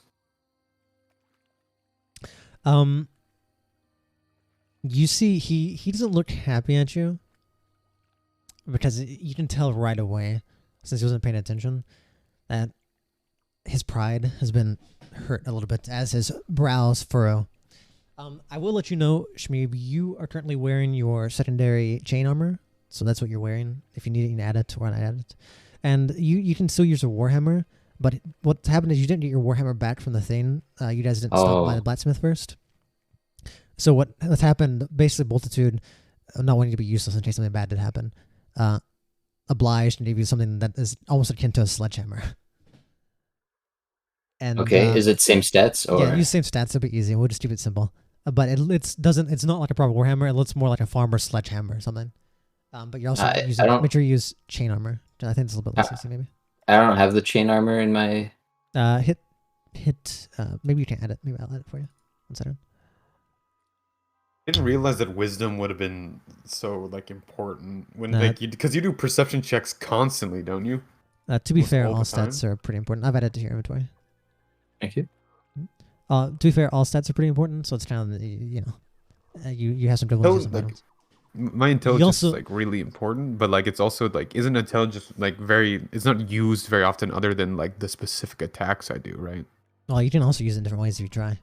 But there's Would I also have my reasons in the shield? party. Yeah, you have your shield. I do. Okay. Yeah, you would have had your shield. And if not, you would have been pretty easy to replace with some sword. Okay. So I could. So just for a quick question. So if I were to like try to do an intelligence roll, it would be based on like understanding something or like reading, like, because like reading a situation, I don't know how that would like you could do an That'd like, probably be intelligence roll for that. insight. I don't know if insight's wisdom. That might be wisdom. It depends how you I think go a lot about of it, I them are guess. wisdom. And if you asked me to do intelligence, you can. To be fair, the party's actually full of like a bunch of geniuses. Like no one has less than a 16 intelligence now. So the way to use it is kind of like for example, if you're talking to someone, you just like remind me. Just like, obviously you're not a genius in real life. Well, I'm not trying to insult you, but I mean, compared to Yeah, I get what you're saying. in this world, you're probably like fucking Einstein to some extent. So it's kind of hard to do that. More or I less, got like it 20 matters. intelligence at this point. Also, for example, like right here, even though you have low perception, you're a party for reasons because like Stavros has covered you on that end, or some people have high wisdom. Yes. You can't really be good at everything. Well, you Yeah, I'm could, good with but- that. I was just like, I was just kind of worried that would like cripple me. That like, now I'm just No. like a clueless turtle that's somehow also a genius at the same time. Now we talked about that a little bit later. How you can be intelligent and low wisdom as well. Well, you're moderate Yeah. wisdom. Anyway, I'm just trying to you figure out how to RP it, but yeah. You see what's happened, and Multitude frowns angrily at you as he points, and you know you're used to leading the party, Stavros, so you're like, okay, well, strategize or something, and you got the shit beat out of you. But Multitude's not having it. As soon as he realizes that, he charges into this bush with this great ad sound towards the first pair of eyes. It's going to be initiative. You guys can do I'll something go- first, Josh, but I'll go toward the other pair, just going along with them. you see suddenly as both of them split off in opposite directions, both dudes. And I don't know, Star Wars anything, but you have no idea what's going on. I go on all fours and I'm just like, I'm a normal turtle.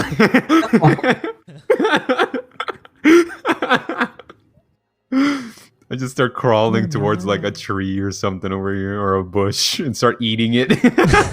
Well, you quickly realize that they're enemies. Did you hear? As Multitude Yeah, crashes. but at this point, I'm not at this point, confident you that I don't want any attention at all. So I'm just Okay. like trying to get away. So I'm going to add everyone to combat. And there are a decent amount of All right. people here. I'm trying to forget anyone. Do that. So there's a new way this is less important for Stavros, I guess, because he hasn't played necessarily all the time. But the way we do initiative now is we do an order. So there'll be an enemy or a player, and then it goes vice versa. And the way we figure out who goes first is we roll opposite initiatives. So we basically roll a 1d20. Whoever gets higher goes first, enemies or players. So one of you can choose who rolls a d20, or you both can, and you just choose what side you're on. Really up to you. Someone choose who's going to roll for what. Who's rolling for enemies, who's rolling for friendlies. I'll roll for enemies. That's fine. Okay, and start with you roll a d20. so- Both of you roll a d20. Just roll around in a D20. Okay. Okay, I got that's so many probably tabs pretty easy, open guys. right now. So I just do. Wait, what was the command again? Just slash roll 120, or you can just hit the little dice button there at the bottom, the d20. This is the one. I clicked it? Oh, I have to enter. You get to enter. Gotcha. Okay, so you guys will go first. The way this works is you guys get to choose who goes first. So you guys basically, we don't roll initiative anymore. What you do is you choose who goes first. So Multitude's technically on your side too, so you can choose you, Damu, or Stavros goes first in this initiative. And also Stavros, you and Multitude get a surprise round anyway. So that won't matter. So more or less you guys just gotta figure that out real fast. And then I'll put you guys in order.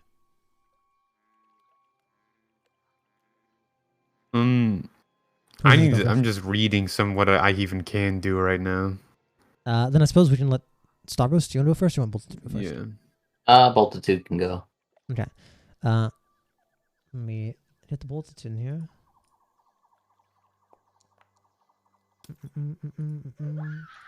Oh, great. Oh. I forgot Leroy doesn't know sort of thing. I didn't know that was a thing. It's too immersive. I'll just do this. It doesn't really matter. Oh, actually, I know what to do. Oh, I can't Jesus. read. Christ, oh Christ! Oh my God! So many guys. It's just a annoying. lot of ones, huh? Yeah. Okay. So you want to do net Stavros or no? After Beltitude? Yes. Or you want Domino next? Yeah, Well, it's an I enemy can and then go. it'll be you. Okay. Right. I don't know. I definitely am learning very quickly that I need to prep this stuff before session. Well, if there's big combats. I forgot. Okay, so I have hexes, correct? I'm trying to figure out Yep. how that works or like where they are. They're in your. Are those my features. active? Those are my active abilities. Those are the hexes. You put them in your features, yeah. I think. Like it's like The hollow. features- It's like Doomslayer or something. You have a couple. There's Doom Ward, Familiar, Slur, and Scurry. Yeah, that might be. And I think you have 3. Okay, well, I think I might as well just choose something and see what happens. You know, Okay. 'cause I don't really know what I can do here. Because there's a lot of reading here. Reroll that. Damu, you be doing next. Okay, I'll identify Thunder Wave. And I we'll don't just keep wanna it do like that this. This is no need for all those complications. Anyway, first thing first, Stavros. First thing you see, Multitude goes in very easily. Right at. You didn't see him at first, but you see a goblin fly out, dead on the ground, just instantly swept away. You have next, Okay. Stavros. So I presume there's a goblin that I saw the pair of eyes in here over here. Yep. Yeah, you can run around that bush, and you'll be like. Okay. Yeah, I run into as soon the as you run bush. in there, you realize you actually ran into 2. They're both right there. Okay. So I will use my bonus action, I believe. Yeah, bonus action. Sure. To cast Wrathful Smite. Okay. Using that. Okay. I don't know what that does. You may have to link it for me. Do I just click on it? Is that how it goes? Yeah, I Or is believe you that- clicked on it. It might also consume it, but it should show it as well. I believe Okay. if you alt click it, it might do that as well. Let me see. Did that? Oh, it does the attack with it, or no? It did the damage. The damage. I think you just have to make the. It says the next time you hit I have to make the melee- attack. Yeah. So it doesn't matter. It doesn't. The damage will go to whatever attack you land next. Sure. But I'll attack the one that I saw the eyes of first. It'll be the Presuming one, that's the the one to the bottom of you. Sure. Yep. So I will go ahead and make an attack. Oh wow! Oh, you see right away. Phew. Oh, let me click on this guy. Oh, how do I do this? What are these sounds I make? It is the turn timer. Does a minute on turns. My attack landed? Yep, you murdered him. He's dead. He's been instantly flattened to the ground. He was very easily killed. Okay. Am I out of range of like things I can do? I don't know if I need to move closer first. Well, you might have to move closer because you don't necessarily see anyone yet. Is that Okay, for I'm not Stavros? seeing one. So after I perform my attack there, I just ready myself and look at the other goblin,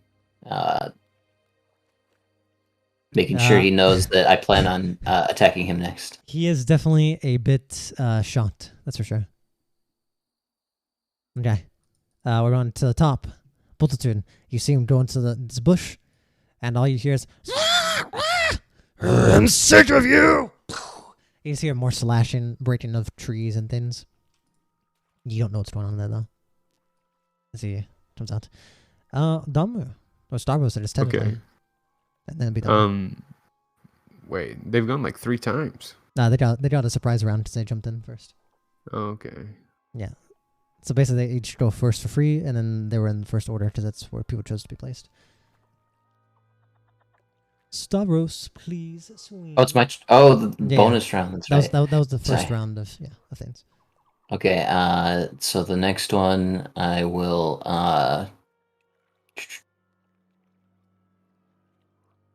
just make a regular old Warhammer swipe down right on its head, hopefully. Well. You very quickly you realize this sledgehammer is not exactly what you're used to, as it swings to the ground, smashes into it, and you feel it's a little bit stuck.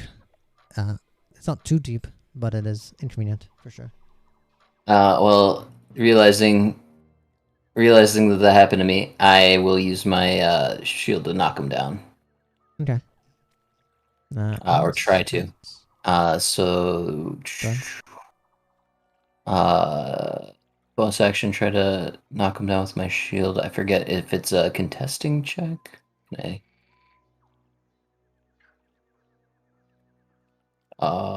Bonus action to try to.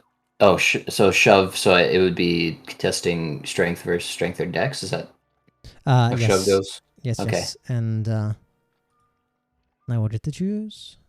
Hold on, this thing might reset real fast. It did. It did do that. I should be no worries though. Shall reset, then we'll be fine.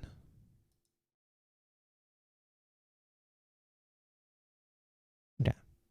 Turn off the turn timer for the moment. Okay. Refresh Yeah, it's still. Did you? Yeah. Once it reloads, make your strength or your attack, and this goblin is of course going to try and wiggle his way out of it, but he's not done a very good job. Sorry, it's not loading for me yet. That's fine. I've pressed refresh. Refresh. Come on, baby. You can, baby. Oh, he's here. It's still not showing up for me. Oh god. Oh, it's starting to. There we go. All right, here we go. All right, I'm gonna make this shove. Using the momentum of the holding myself in the ground. Yeah. I shoved myself into him. You saw he saw it, and he was kind of distracted by how you missed, and he was kind of like, he was scared of what you did to his friend, but then you just made a mockery of yourself. He wasn't paying much attention, and then he gets a shield to the face, and he does go prone. And that's all you do. Oh, perfect. All right, Damu, you're up. Okay. So, I suppose I see sort of what's happening. Oh yeah, you now you now realize that there are people and there's a fight. I'm gonna say that I just. How far can I move? Is that like a limit? I believe you have 30 feet yourself. So each one is a foot? Each one's 5 feet. Okay.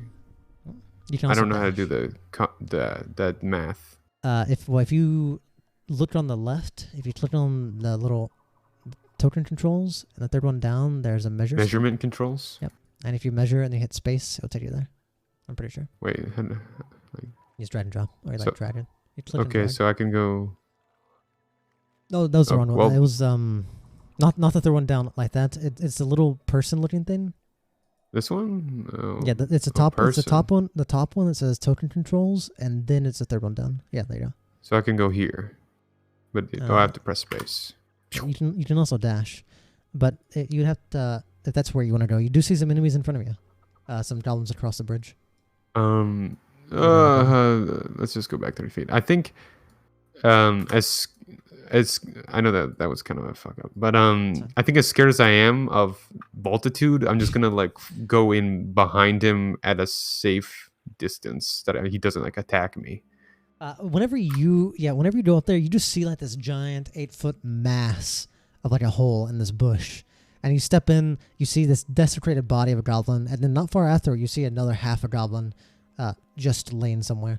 As basically you see multitudes busted through the other side. And across the way, you can see it barely, but there's a goblin who is by this little statue that's glowing. Okay. That's pretty far away. I suppose there really isn't anything for me to cast right now. I think. If you want to, you can use your action to dash. You get double your movement. But that's if you want to keep going farther. You do realize that doesn't look like there's any direct danger right now in front of you. Yeah, right now I just my plan Yeah, is just to multitude. stay behind the bear and cast something if I have to. So I'll just stay here. Okay. Perfect. That's him. That guy. Okay, he's doing next. You see the goblins around are starting to realize that there is something going on, and as such, they are going to start moving on their own time. That one's probably stay there in guard. You see suddenly. Oh god, how far is this? You're really far away. Oh god.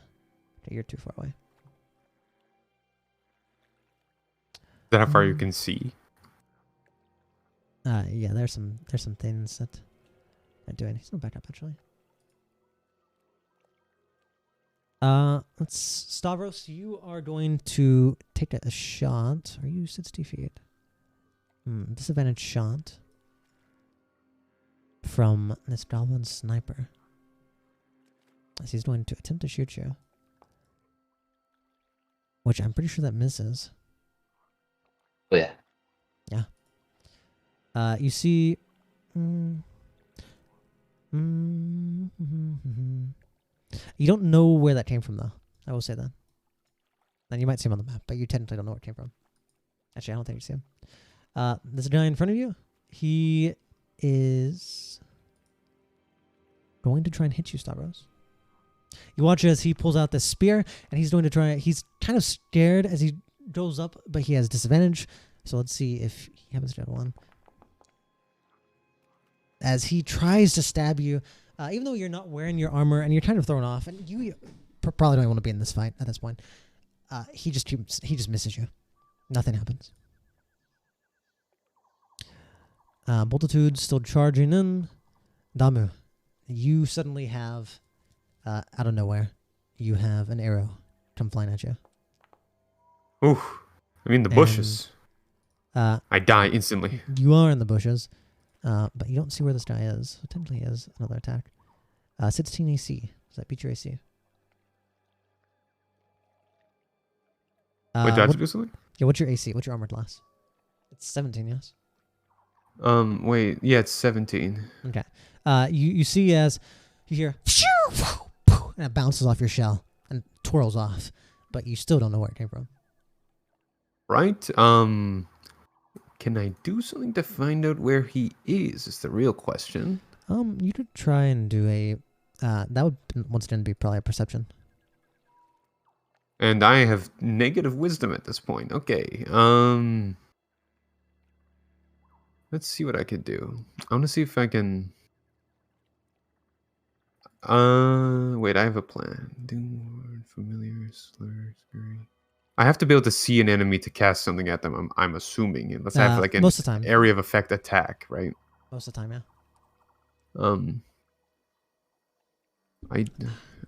I just starting to realize I have an ability that can very easily wipe out my own teammate, which is not great. That'd be a better way for Stavros to die. I think it would be. No, I just think it would be funny to knock over the bear, but I would die anyway from the bear. Anyway. Yeah. Yeah. Okay. Have fun doing that one. Yeah, I'm not. Okay. He doesn't want to die. I think I'm going to do. Wait, there's a lot of reading on this one.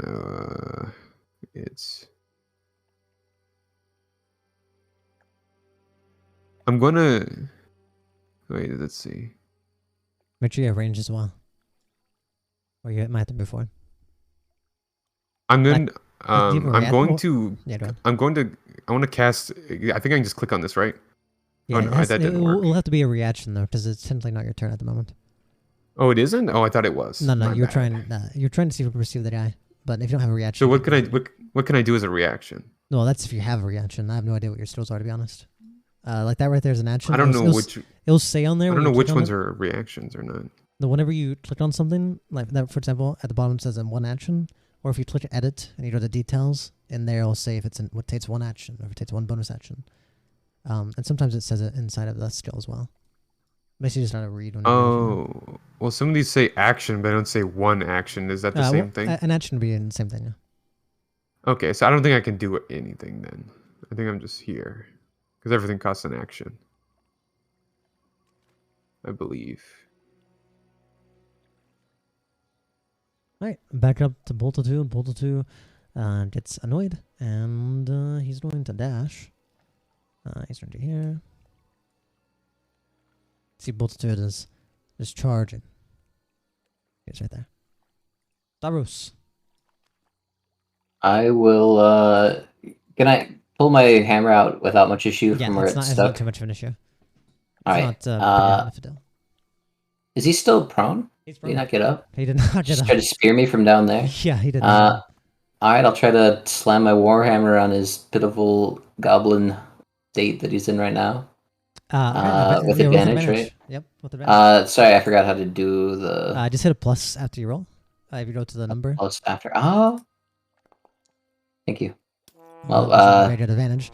However, I do believe that does miss as you swing down. But he is, he's a little more slippery than you would have thought. Sure. Well, in that case, with my bonus action, I will sort of lift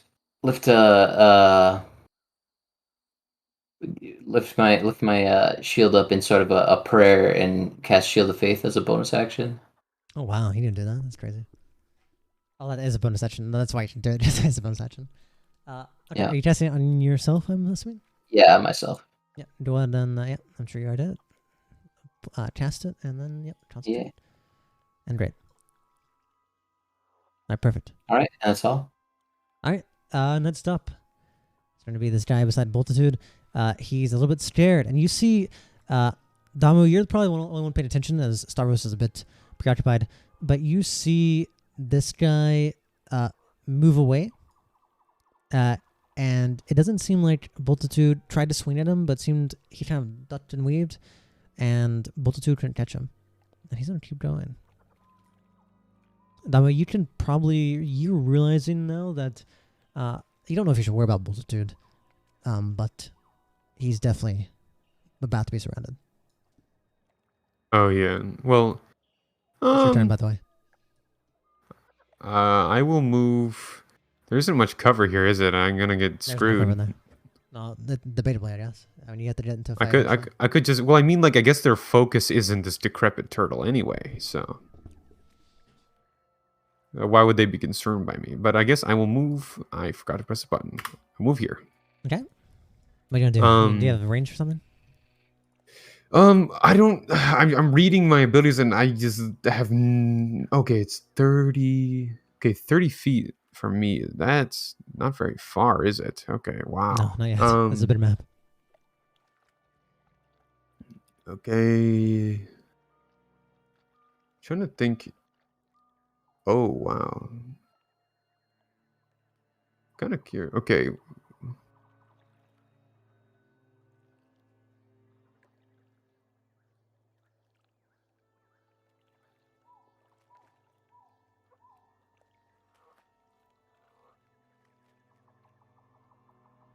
Figure out how far some of these goes. This one.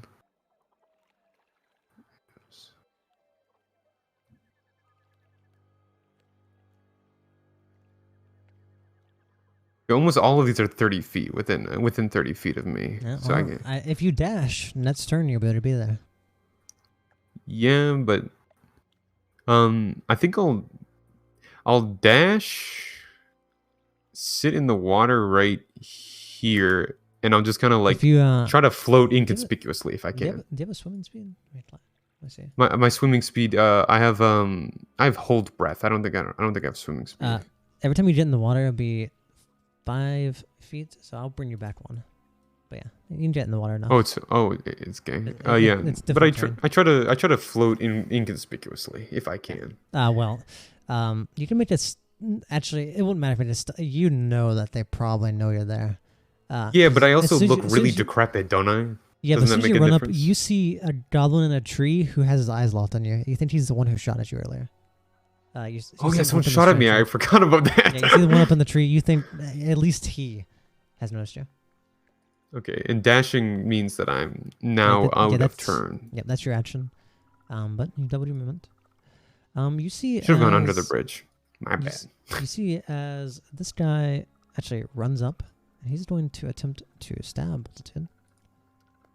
But God knows he'll miss. Misses, most definitely. And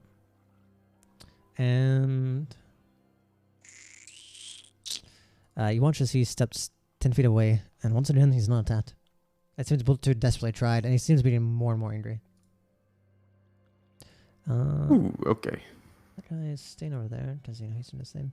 Suddenly, Boltitude, you see an arrow fly past Boltitude, but zips by. You see another guy up in a tree. Actually, that guy does not have movement. He goes here. And it looks like they're trying to lure Boltitude in. As he steps over here. And he's going to attempt to shoot Boltitude.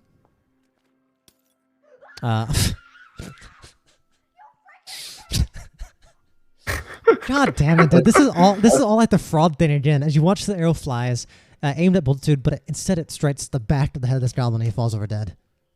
God, Nice. dude, how does this happen on this? This map's cursed. Shit, dude. Oh, this is the 4th time this has happened. And you see that one goblin falls over dead. God damn it. The one in front of you, Stavros. This time he is going to stand up. You can take an opportunity attack on him. Because that's one of our I will absolutely do that. Yeah. Yep. Go ahead. You hit. You watch as you do a pretty nasty blow to him.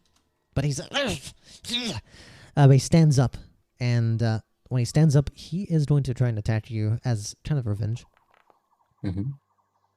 16. No. As he's like, as he kind of stares back. All right. Damu, you have an arrow coming towards you. The one in the tree. You are his mark. But it totally splashes in the water beside you. All right, You can tell he sweet. So sees now you. I can do something before I die. Most definitely. Stavros, coming out of the bushes, suddenly, you were trying to pay attention to the goblin who ran away. Coming out of the bushes, it seems that you don't realize he was there until you heard him at the last second.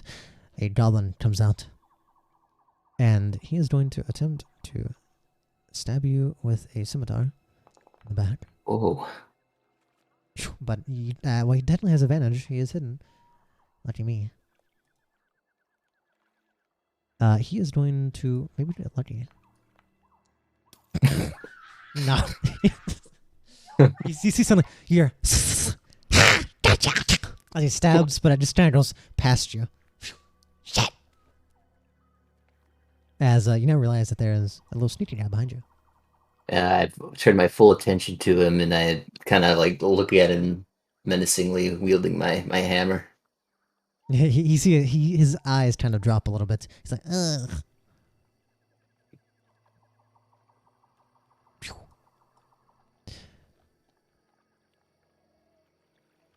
Damu, you have another arrow coming at you.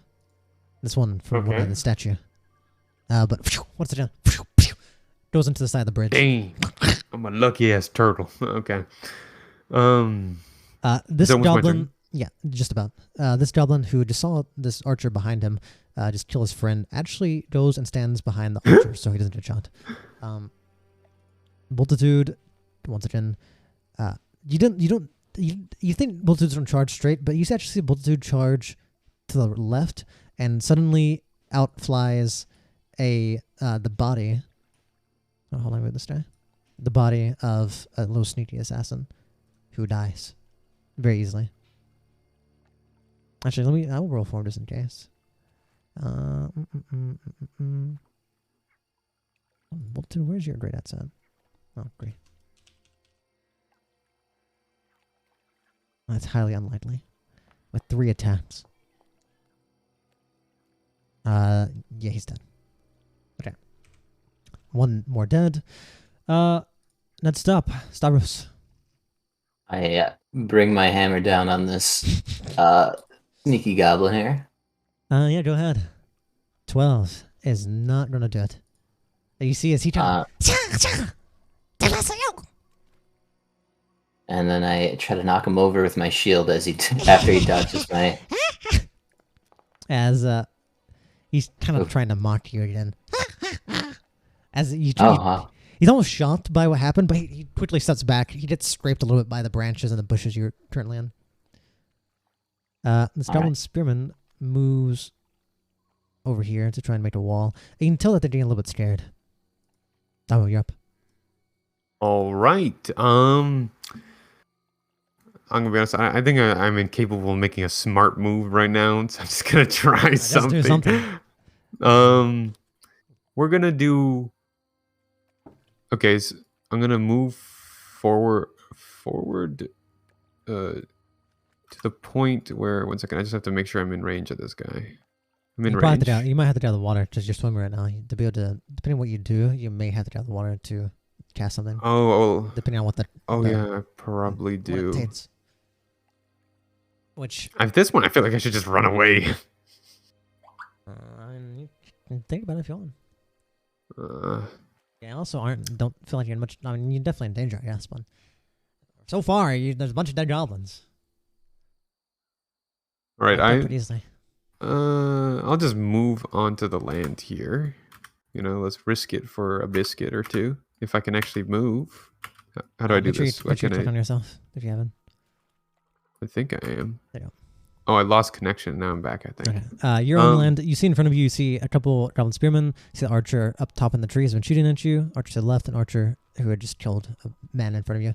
And there are a couple dead goblins there in a pile. And Multitude's currently in the bush. You can't see him, but you sure as hell can hear him. And it seems most of the goblins, especially the ones on the ground, are focused on him. Or I think I only have one attack that actually does damage. Probably have cantrips. But maybe. You definitely have cantrips. Well, the cantrips do. I mean, they do some damage, I guess. I think I'll just. I don't know how. So whenever I use a spell, I have to recharge it or redo something, right? It uses a spell slot. You have 3 spell slots a day at this level, and every time you take a long rest, you get them back.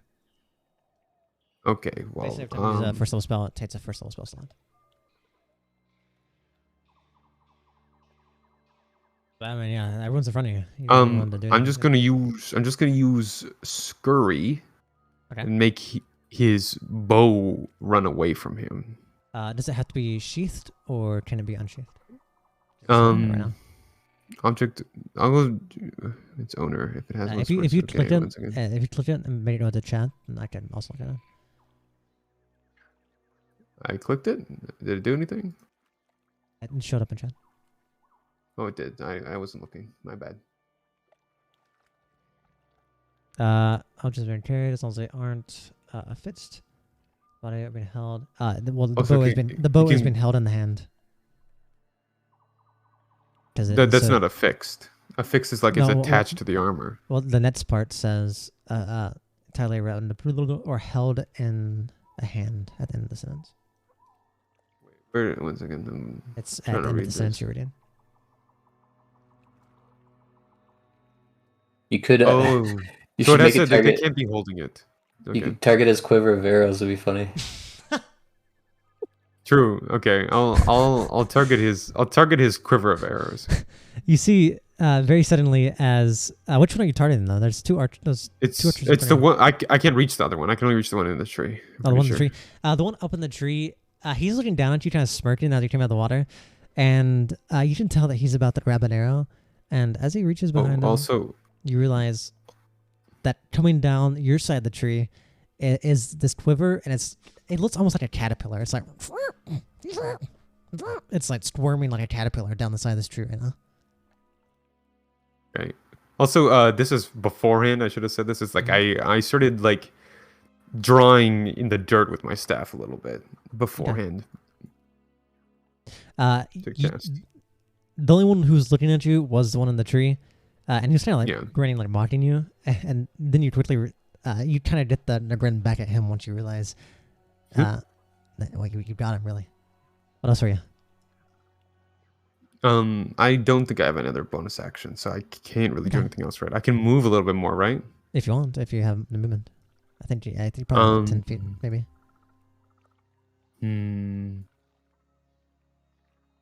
Oh, I really can't do much here.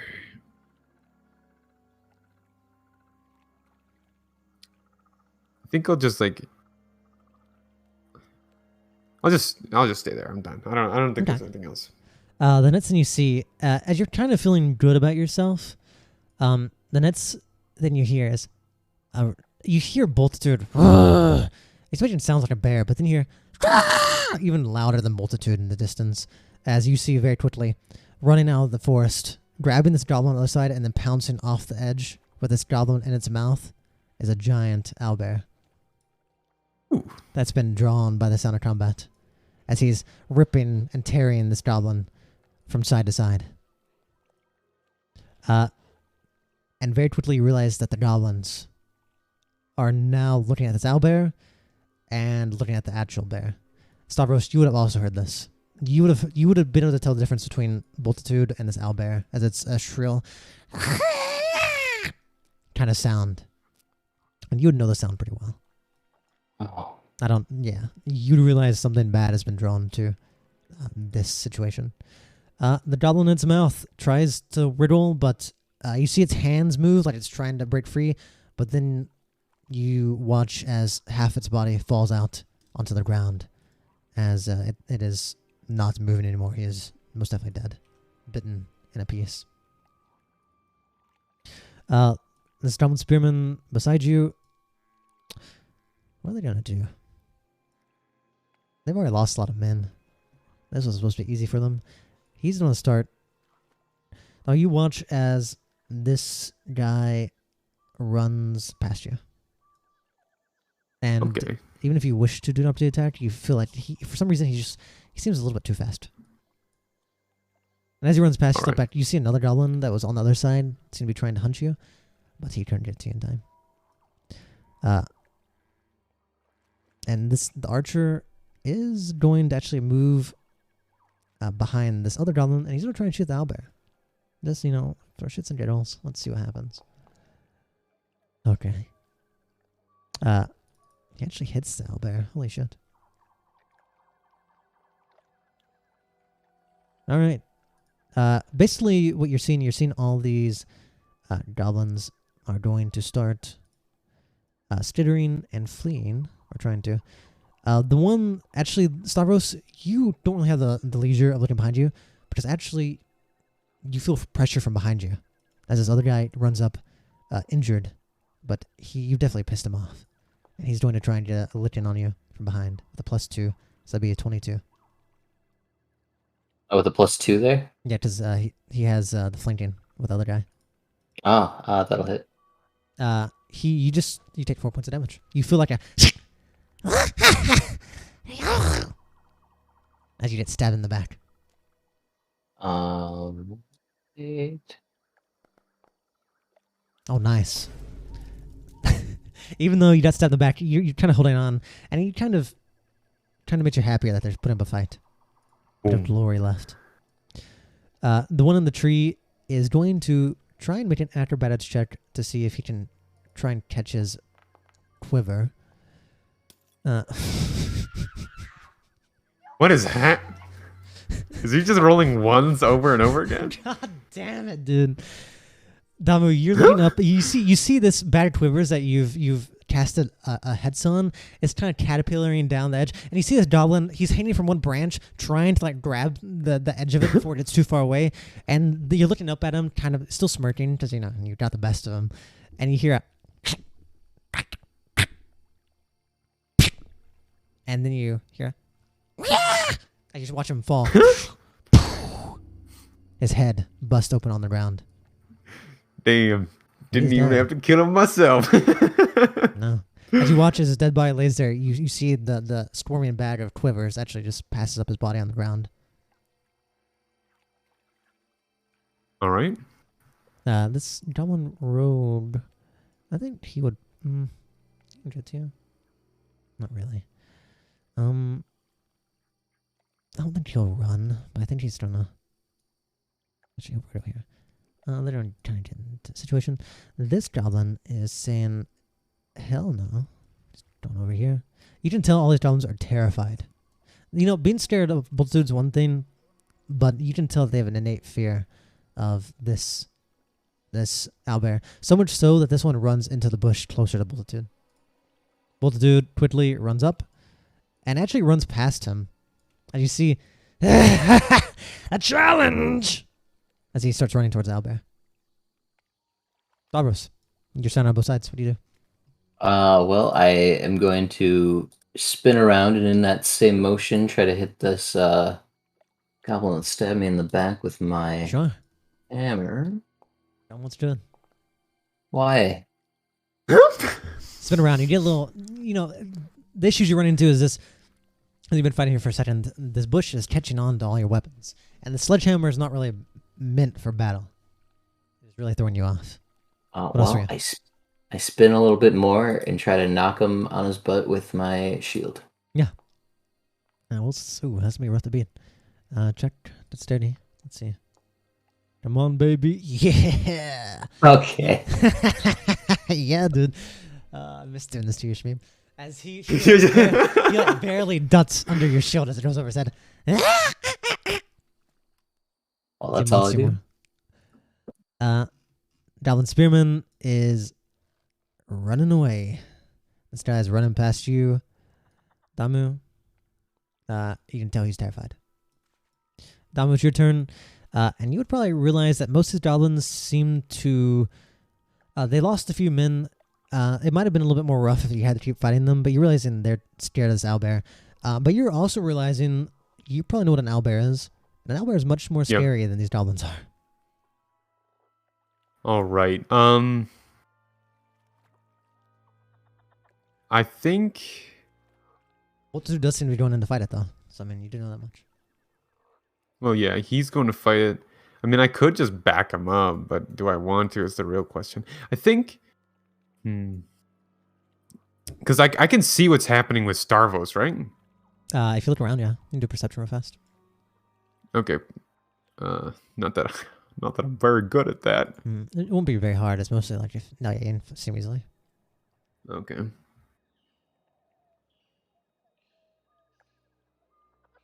Can I see the goblin in the bush there too? Yes. You can see he's surrounded. He's surrounded by... What is he surrounded by? Well, he has two goblins on both sides. He's being flanked. That's what I mean. Oh, okay. I was talking about the goblin in the bush by me. Oh, that bush. No, you can see him. You saw him run in there. He's running from the owlbear. Okay. You can tell everyone's running. Literally, everyone's running besides the people on Stavros. And you think that's simply because they're too far away from this owlbear to, like, feel the threat. Okay.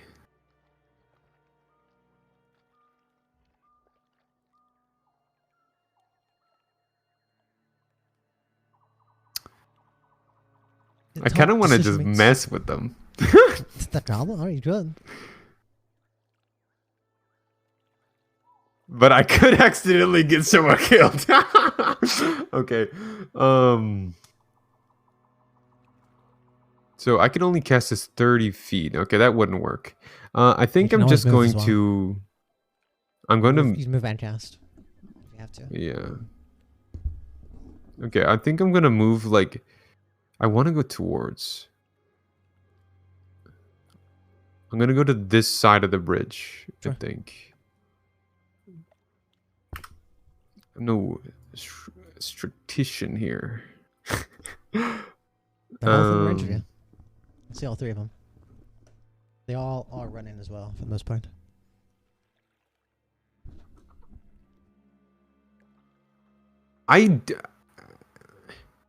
My brain isn't really comprehending this one here. Can you reread this one for me? Beam a light strikes from your left eye towards a creature within range. So basically, you're gonna make a spell attack against them. On a hit, it takes 1d8 necron damage and can't take a disengage action. So more or less, they'll take small amount of damage. Yeah, small amount of damage. It's a cantrip, and they won't be able to disengage. Though it doesn't really matter because these goblins seem to not have to disengage. So it's kind of like And the next part is if you cast a higher level, but you can't. So more or less, you'd make a ranged spell attack, and if you hit, you do some damage. Hmm. I could try to distract the goblins by Stravos, but Stravos also wouldn't expect it because he doesn't know anything about me. True. More or less, you're in a situation. You need to stay here, or there's 2 fights going on, and you're between both of them, and everything else is running away. Okay, I'm going to. Oh no, that could go so bad though. Wait. 120. 120. I want to cast. Okay, I think I want to cast this one. Okay. Can you read that? Oh wait. Uh, Wait. I don't know exactly what this is. Whatever. Cast. I casted. Wait, can you see it? Why can't you see it? I can see it now. Okay. Check I want to cast it on the goblin that's behind the Stravos. Mm-hmm. Actually, you can do it on 2 creatures, so you do both of them if you wanted. Okay, I'll She just has cast it others. on both of them, and that just like locks them in chains, and they aren't able to do actions, right? Is that what that is? To each the willing creature can choose a failed save throw. On a failed save throw, the creature's cursed for duration. Target is cursed by the spell. You can use your action or bonus action on subject turn to choose another target. Well, they can't move away from each other, so like if they tried to run, like they'd be stuck there. So they can do things, but they can't really move unless they move together. Well, I mean, I guess that's still useful to Stravos, so you know. If Stravos decides to disengage, yeah. Well, I mean, he could just step away and then kill one because the other one's stuck, right? True, that can happen as well. Except to disengage. Yeah. But if you want to cast that, it's a Constitution saving throw. What's your DC? I just hadn't clicked on you real fast. Spellbook, your DC is a 15. We'll see if either of these bad What's a boys... DC again? Can you explain that to me? It's basically the number they have to beat on their saving throw. So for example, Okay. I think it's technically a difficulty challenge, so that one passes. Okay. And this one is going to make a saving throw, Constitution. This one fails. So you see chains pop up on the one behind Stavros, and I believe you realize it didn't happen on the other one. You realize you can use next turn. You can use your bonus action or action to try and get the throw on someone else as well. Okay. So it's not Well, so one- it can spread from that guy, pretty much. Yeah. So until you do a second person, you can add it to someone else. Then 30 feet. All right. Well, I think that's about as useful as I could have been. Okay. That's cool with me. Albert- I think I moved 30 feet as well. You realize Albert runs up and is going to start fighting. What's his face? He's going to kill. Make sure I have this multi-attacker run. Okay. Oh Jesus. Okay. All right. Next up. All the goblins are literally running away at this point. All the goblins except I'm just gonna say the goblins are getting out of here. Unless if you guys decide to stop them for some reason, I'll let you. I didn't want to stop him. But all the other goblins are running away. However, the ones who are fighting Stavros, this one sees these chains, and he is going to attack.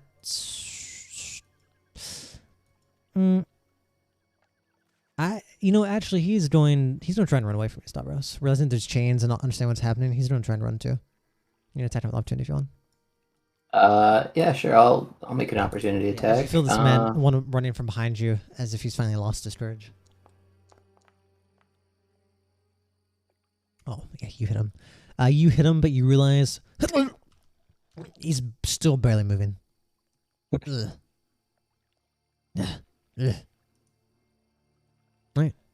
Next up is going to be this rogue is also going to move, except you're not going to attack him. He's going to literally start running away. He's actually going to dash away. Sure. And I assume you don't want to chase him down. You might chase down another guy. All right, next up, you see Multitude and this Owlbear are fighting back and forth. Stavros, yep. All right. I'm going to lay on hands myself for 4 points. Okay. Easy enough. You do know yeah. what's going on across the water as well, just so you're aware. Yeah. And I will begin moving in that direction. Okay, so this guy is going to start straddling away then. Alright. Damo, you realize that the fight's kind of ended over here. Everyone's running away. You can see them getting farther and farther in the distance, these goblins. But you hear this. And you hear, I'm the real bear. As you turn around to see what's going on, and you see Boltitude is, this owlbear's on its hind legs, and Boltitude's, they're like almost holding hands, pushing each other back and forth. Almost like how actual bears fight. And they're like trying to test each other's strength. So doing less damage, and they're kind of in a push off right now. You don't know what's happening, but you know it's still dangerous.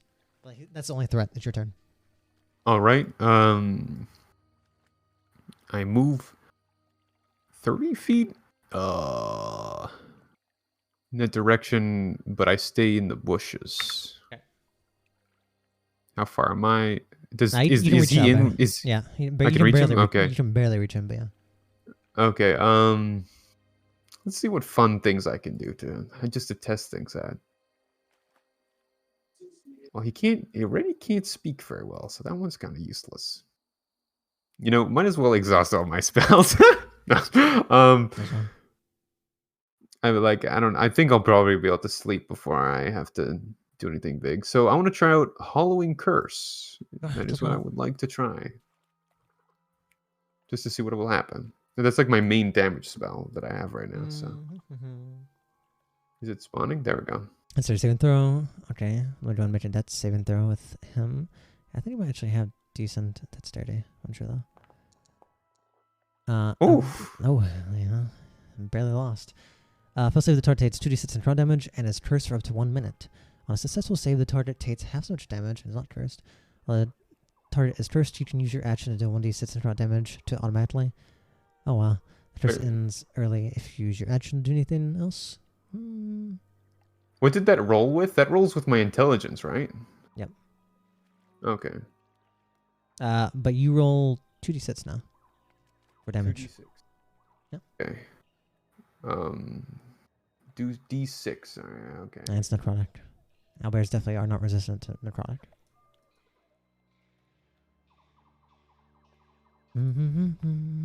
There we go. That's not bad. You see as the owlbear's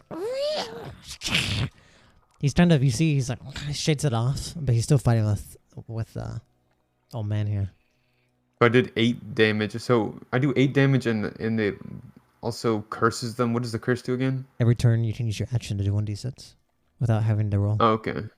So it's like a bonus action then? No, it's an action. You have to use your action. Okay. The owlbear is just pushing back and forth with what's his face? He's going to try and make a strength check.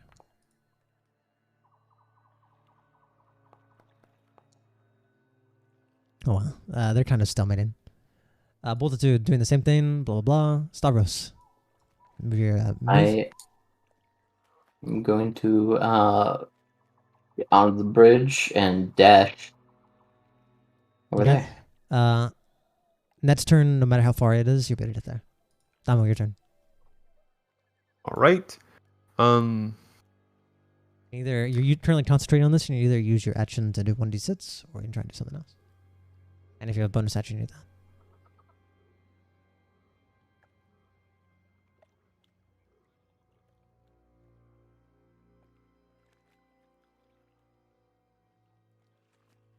I think I'll just roll a 1d6 again. Okay, roll it. I think it's fine. You see Damo seems to be concentrating on something, and every time he concentrates, you see this owlbear kind of shivers. Oh, you also see me like scribbling in the dirt as well. That's important. The owlbear seems to slowly, a little bit of blood is coming out of its eyes. Just a little bit. As you see, the owlbear, realizing it's being hurt from somewhere, is actually he's actually trying to break away from Multitude. Ooh, Multitude, can you keep him there and save your friends? That's a question. No, you can't. You see the owlbear is going to... How much moon does owlbear have? Let's find out. Does it have more? Okay. Oh yeah, it can do it to you. Realizing that you're looking at it and doing something to it, it is going to attempt to attack you. What? Just this friendly little turtle? Shoo! You instantly take 12 points of damage. I take 12? Okay, how do I do that? So what you can do is you can click on yourself, and if you hover over it, you should be able to see a little option there that says apply full damage, or you can manually type it. Either way, whatever's easier to you. Like this? Yep. And now you need to make a that concentration check. I don't know if it's asking you to roll something or what. It says concentration, yes. Yep. You gotta see if you can keep it. And you do. You keep it, so you have the spell still up. This owlbear, being dizzy and kind of slow, that's gonna be his turn. Multitude, angry. I wasn't done with you. Those damn humans aren't better than me. As he's going to attempt to swing and do some murder. As he's going to swing again. How much health does this thing have? Can I see? And I mean, that's what the little dots in the. It's wounded right now. It's definitely hurt. Okay, that's all I know. Okay. Oh, now you see it's bleeding even more. As these two great axes coming from its hind. What happened to a good duel? Stavros, your turn. You see this thing surrounded. How big is it? I believe it. Let me click on it, and let me see. That's a large. Large. Okay, fine, good. Because I'm going to continuing my momentum from running across the bridge. Mm-hmm. I run right up to this and try to slam my hammer into the side of his head. Hell yeah. Go ahead. Do with advantage. Oh, no. Okay, with advantage? Yep. Okay. Oops, I didn't press the plus. I pressed the other thing. Yeah. Well, you hit, but yeah, we'll take we'll do a midway of that. We'll give you like 7 damage there. I did the wrong thing. Yeah, I get it. Okay. Cool. So that worked. It must have done. He wasn't really paying attention. He was weird. He was rearing up a little bit from the pain in his back, as you come in and you slam him inside the head with a sledgehammer. And then I'm gonna try to knock the owlbear over. Do some owlbear tipping. Okay. He's currently reared up. Now would be the time if you give him his weak legs. And he's going to try and make a strength check to stop you or to hold on. Ooh, no. And he does. You see as you push into him, even though he's weak, he stutters back a little bit, but he's just too strong. Okay. Damo, your turn. You're currently the saints in front of you. But it's random. As much as I would absolutely love to hit him with a stick, I will not do that. I'm going to run here. Oh, wait. Right here? You probably want to disengage, otherwise he will opportunity attack you. Disengage How do you will do take that? your action. You just say, I want to disengage. It will take your action, though, and it will make it where they cannot attack you with opportunity. 1 second. I just want to look at something first. Otherwise he is trying to bite you. Maybe this.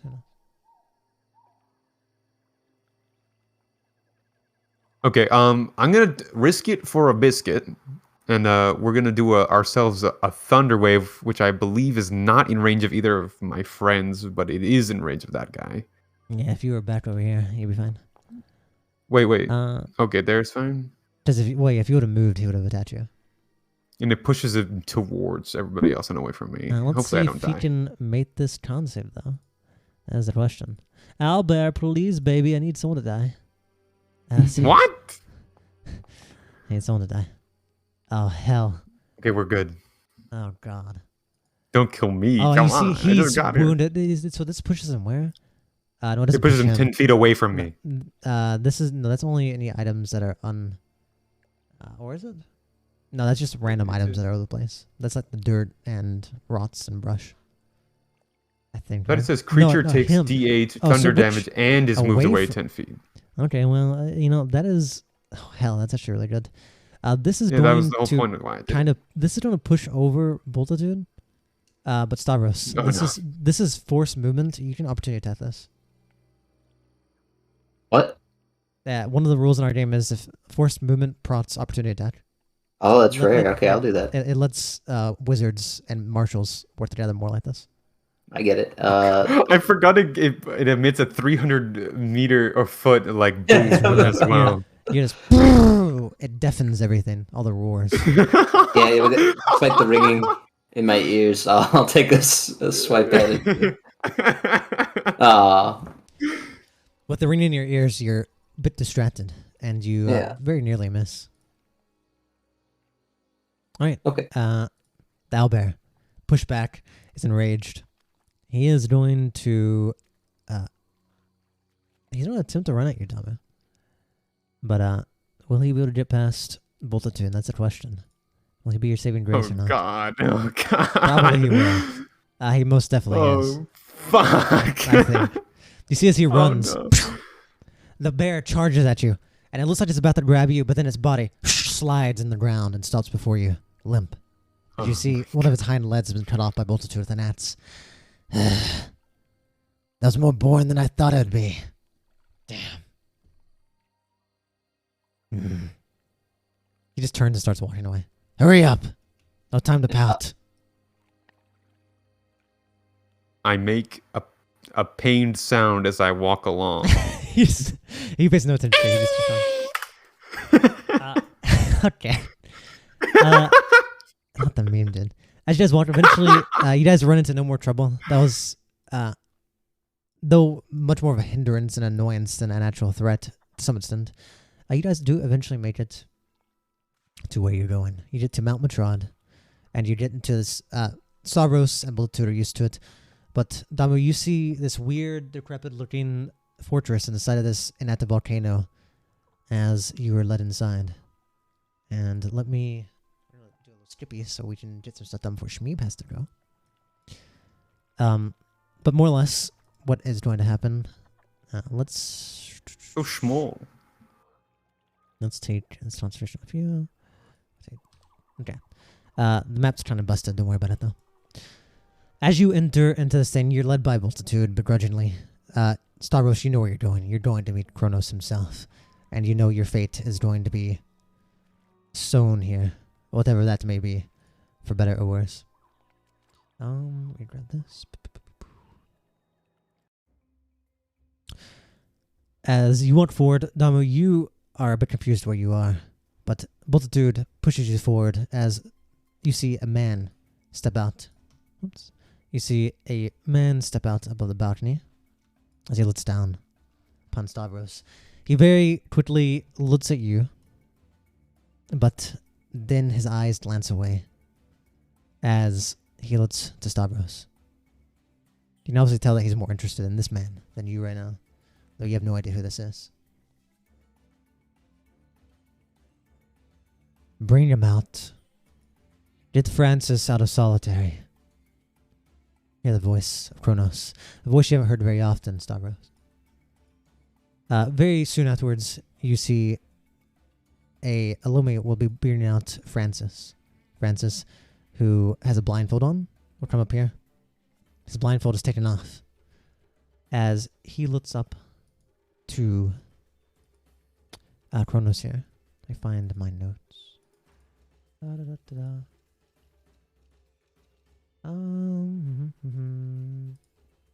we go.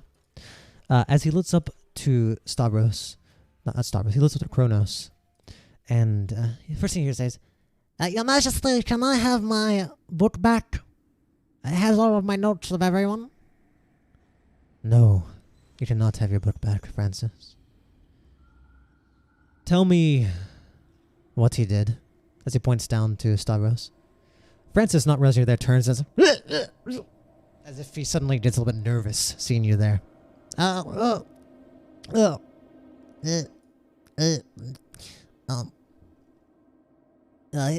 told me to buy time for secrets. As if only needing that. Thank you, Francis. You may go. He sends Francis off as easy as he came. Kronos looks down at you, Stavros. You still feel the pressure of his eyes as you see Francis scurry off. But you do not feel the pressure you felt originally as he looks at you. And he says,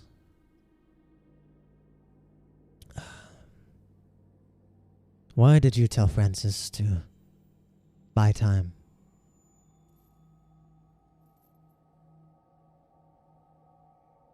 Time was necessary for the mission. I gave you all the time you needed.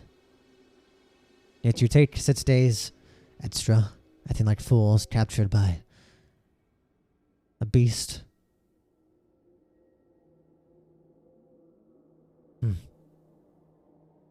Time was needed, huh?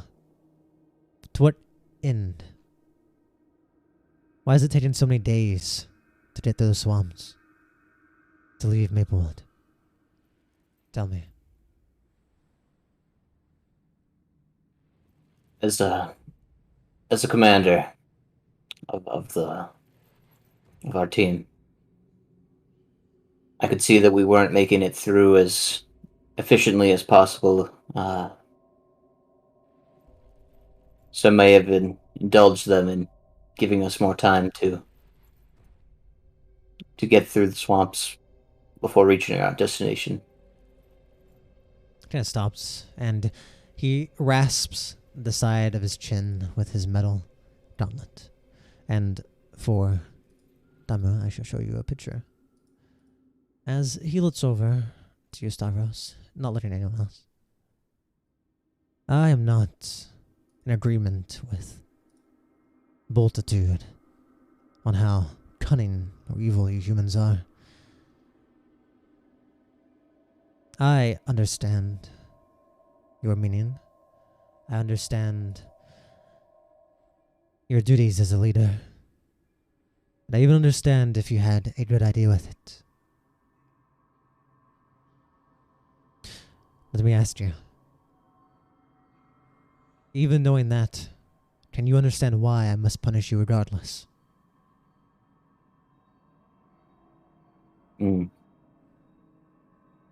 I do suppose my methods were different from what they didn't coincide with what you had set. Even I don't necessarily mind the creativity of subordinates, if I could call you that.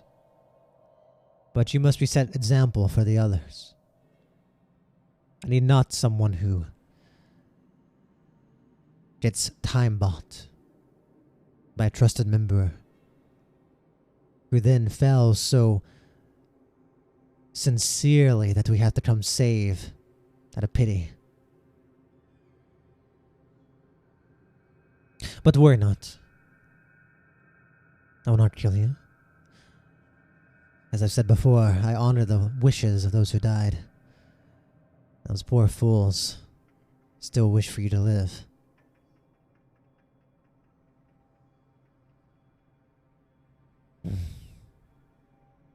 I must make an example of you. But it is what it is. He kind of stops. He rasps his chin. Which is your dominant eye?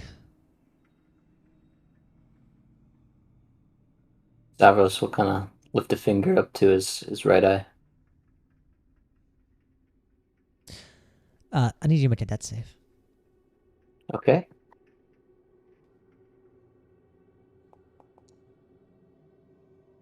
Suddenly, you stay on these stairs. You almost start stumbling, and you're about to fall back. And suddenly, the vision in your left eye has suddenly disappeared.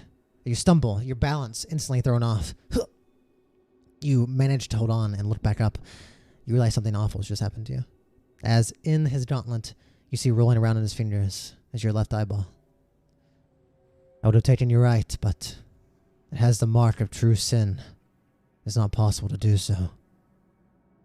As he rolls your left eye around in his hand, it suddenly appeared there. Damu, you realized almost as if this man's eye has teleported out of his head, is now in the strange-looking man's, with such a domineering presence, just sitting there.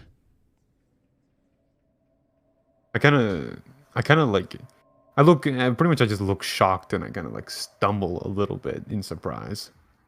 Stavros, do you know what that means? What I said? The reason I can't take your right eye. It has the mark of what? Of true sin. I have an idea, but I'm not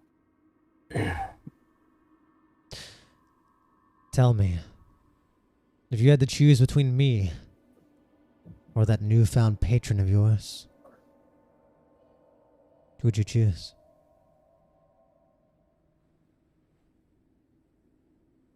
Is there a third option? Answer. Before I take you to something else. Perhaps your hand. I don't trust my patron. It's purely out of necessity. I would rather serve your purpose than his.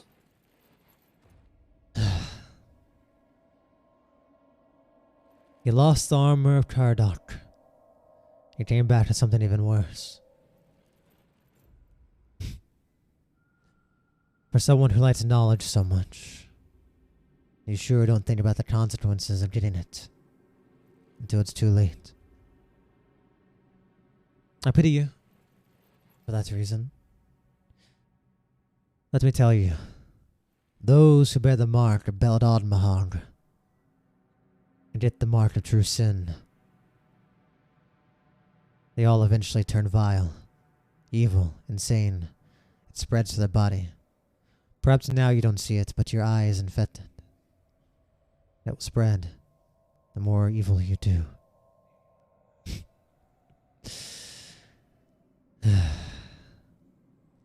He stops and he stares at you emptily, as if he's judging you, but as if his eyes grow soft, as if it's not even worth judging you anymore. You are vile.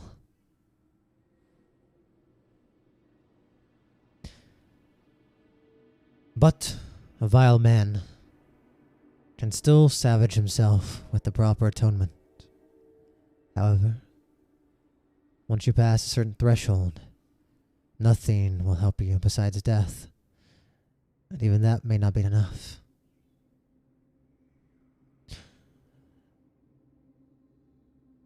You ought consider what you do more before your salvation becomes part of history.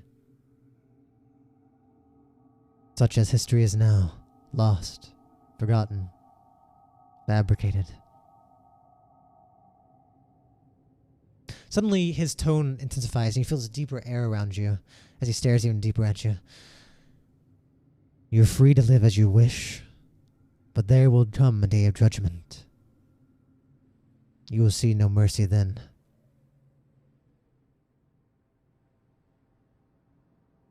Betrayer of empathy, what path will you follow? He kind of turns and looks as if he's lost interest in you. Still, I can't tell which of you are more vile.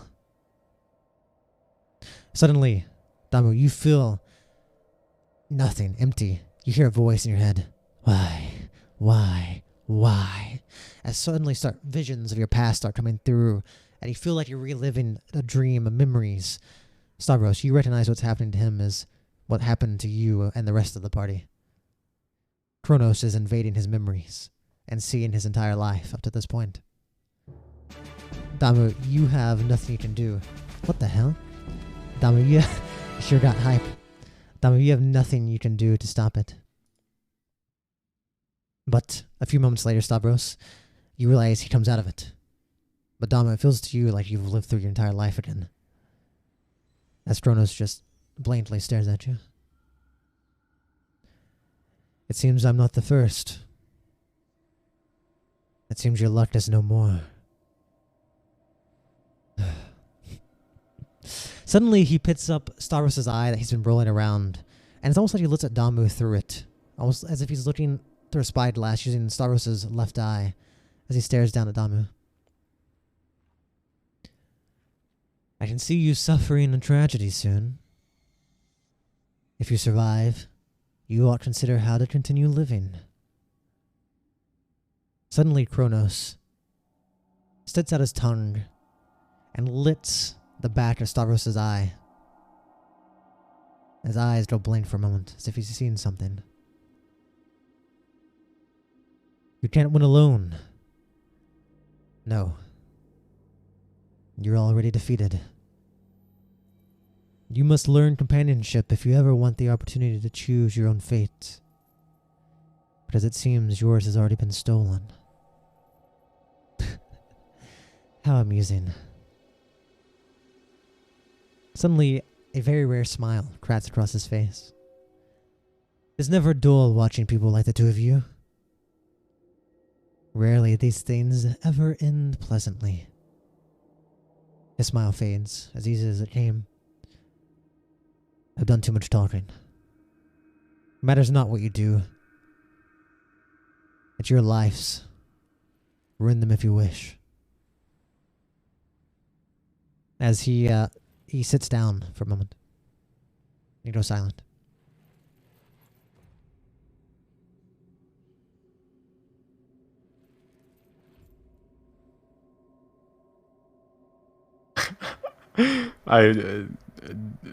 Damu just looks around in confusion. It's like, Stavros, just thinking like he doesn't remember any time where like he is like, because like Kronos speaks of some sort of like event, and he just like doesn't know of this event at all.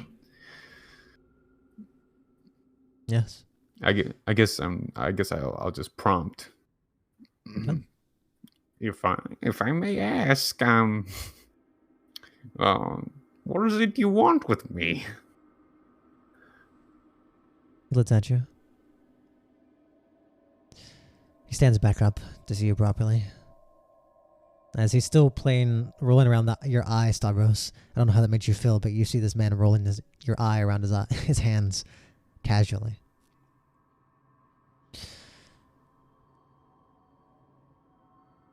You know, she was such a curious girl.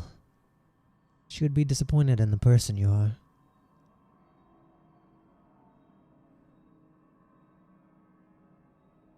That is very vague. I don't know if that was the smartest thing to say, but I'm sorry. I should not have expected you'd understand. Why would I? Why would you? He points down to you. I'm talking about Malanta. The one whose remains you wear. We used to be friends. Oh, I didn't mean to inhabit your friend, but my apologies. You would realize very quickly, Stavros, you probably know this as well as a sage and a researcher, because this is a very famous story about the witch, or the false witch, Malanta. This happened near the end of the 7th epoch, which would have been close to 1,000 years ago. The witch was a turtle? It was not a turtle. But you... But what you realize their is... remains. You would know the story. She was a girl who fell in love with royalty. This is a condensed version. Fell in love with royalty. A jealous brother set them up alongside a jealous woman, and they got the prince she was in love with crucified, and she was burned as a witch, not at the stake, but at the crucifixion of her lover as he bled out. She said some things about tears, and the only things left in the ashes were a beautiful necklace, the one you wear. Oh, okay. How would how would Damu respond? Stavros, you would know that probably as well, because the church used to be in possession of that. Do I know how I would? Do I know when or how I stumbled upon it so that I can like work off that? That's up to you. I didn't figure it out. That was your backstory. Oh, I can just make that up. Okay, sweet. Yes, I did go into quite a bit of. I spent quite a bit of time researching this fancy little trinket, and after I found it, he puts his hand up. I'm uninterested. I've seen it all already. Oh yeah, I forgot about that. You're vile. How rude. Anyway, you asked what I need of you. He points down to Stavros. Yes. You're his replacement. They're on an important glance- mission. You'll get the details from them, but you'll be sent to help them. And if you fail to impress me, or you fail to succeed, the remains of Malanta would better be with me anyway. And Understood. I'm not afraid to kill a sleeping giant while it's weak. And he stares at you. I glance back at Stravos in like kind of a sort of a sympathizing way, and I glance back and I'm like, all right, I'm all ears. Stavros, you can get your eye back if you succeed. Oh, come on. If you show your worth, there's no need for me to keep this. You have new orders. A punishment of sorts, but you're to be sent to the capital, Silifrin. You've grown up there. You're human. You can blend in well enough. You're to infiltrate the Senate as your main goal. Secondary goal is to find us allies, be it mercenaries, slaves, bands of monsters. We don't have enough troops to fight wars if necessary. This is a high stake mission. We're willing to invest a lot into it. You'll be sent alone unless you request help. Tell me what you need for it. It will likely be granted. He stops for a moment, as if he's thinking. I'd even be willing to send one of the hands, if you needed.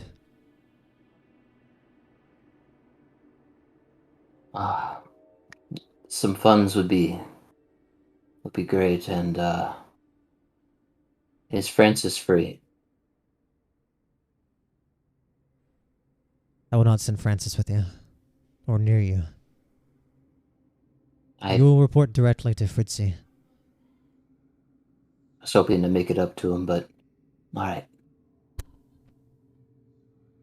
No, you can tell him some other time. The wound's still fresh. Leave him a note of your secret, that'll be enough.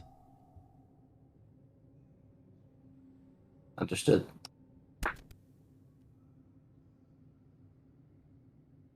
Any questions? I've already been kind enough today. Might as well ask now before my mood changes. You know, I was thinking, yeah, 1 second. I'm quite injured, and I think I would be able to perform better if I had some medical aid. He will look down at you. Malanta didn't cry tears of pain, even through all that tragedy. Yet you're such a baby. I'm just trying to be efficient. I'm gonna shut up now. That's so bad. Stavros will put his hand on you, and you'll feel sort of a warm, healing sensation. And you'll regain 6 HP. Perhaps I 6, now know okay. which one is more vile than the other. Not deceiving. Stavros. He kind of stops and he kind of scoffs at himself. To think I'd be calling you by your name left a damn impression on me. You're to lead him to the experiment room to find Spark. He'll be muzzled, and you'll have an update to your muzzle. In case anyone probes your mind, or you willingly share important information, your soul will be shattered, and to never be recovered. You say if somebody probes my mind? If they're looking for the information, yes. I'll try to keep my mind guarded. It's not my life. It's yours.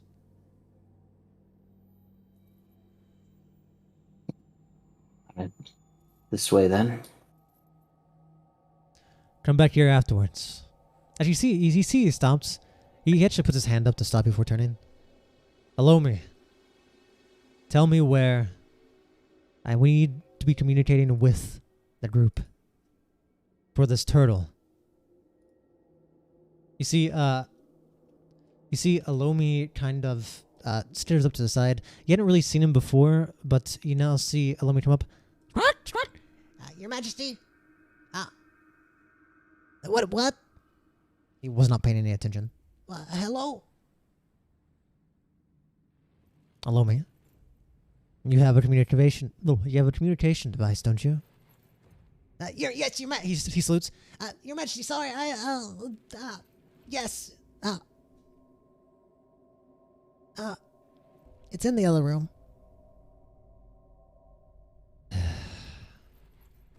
Go get it, Alomi. As you see, let me quickly stories off. Please, give me a moment. As Kronos sits down once again quietly, as everything goes quiet.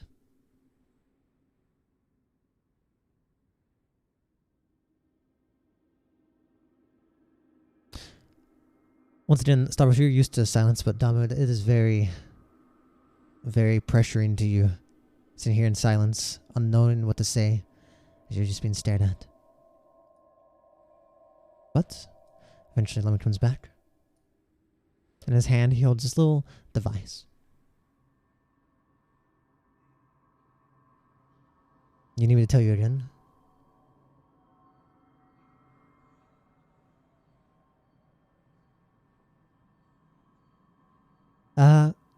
No, Your Majesty, I know.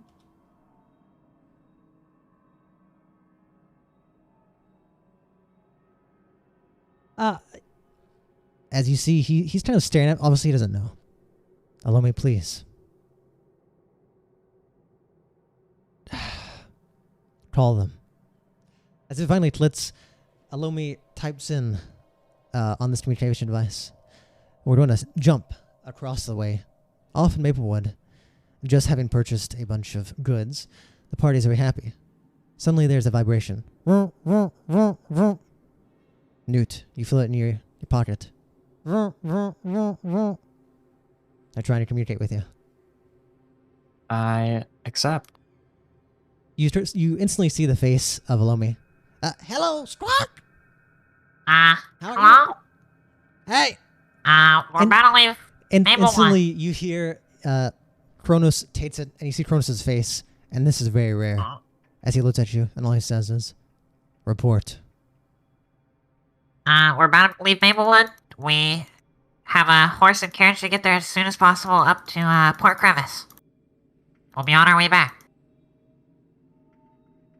Are you leaving now? Yep. Anything I'll else or no? peer the communication device back behind me to show the crew and like the carriage. You see all of them are like very tense right now. This is not normal to have Kronos on the other end, as they're all kind of tense. As Kronos just looks and says, is there anything else to note, or that be all? That's it. Suddenly, the thing just turns off. After you're done getting muzzled, come back up here. You don't have time to walk. We'll have to teleport you. He's looking at you, Damu. We're moving this way. You're free now, Stavros. Make it quick. Wait. Is it the north side? It doesn't really matter, to be fair. Just wait. Okay. Yeah. More or less, you get there. We'll make it quick for you. And Excuse me. we dominate the area. Yeah, we're going to... He leads you... he doesn't talk if you want, but he leads you down a long flight of stairs. Until eventually you enter a door. I assume you knock, unless you just open it. On the way down, I would kind of lean over to Damu and say, "Don't give them your true name." I kind of just nod. Yeah. As you get to the door, what do you do? At the very bottom. As I'm entering the door, I hit the door frame, and I bump into Stravos. And I go, oh, sorry. Who are you guys? Don't hurt me, please. You see Spart's hands go open there, like she's surrendering. You already know I can't. She kind of grabs herself and sees the muzzle around you. Hi again. Why are you here? This one's needed to be muzzled, and was told mine is getting an update. Oh, yeah. They at about the same time you hear ring, ring, ring. You see a Lomi pop up on the other side.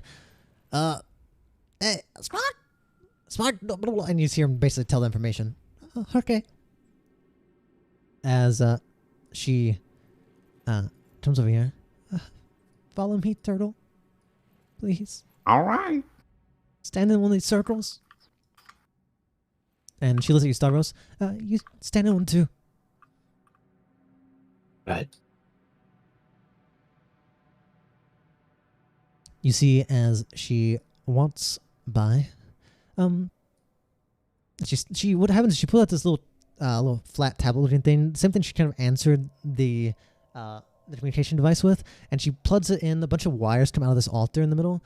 You see in the middle of this altar is this blue pulsating light, and it looks like this liquid that is pulsating up and down. It's very strange, and you can feel, both of you can feel an extreme magical energy coming from this. Damu is just scanning the area, like very intrigued the entire time. All you see is a large empty room made of stone with these 3 statues and this large, whatever the hell this magic is in the middle. As she's plugging in, typing some stuff.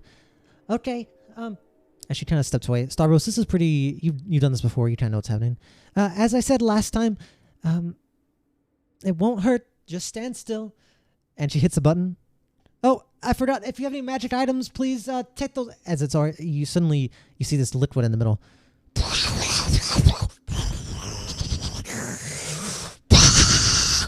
It starts expanding up into the air.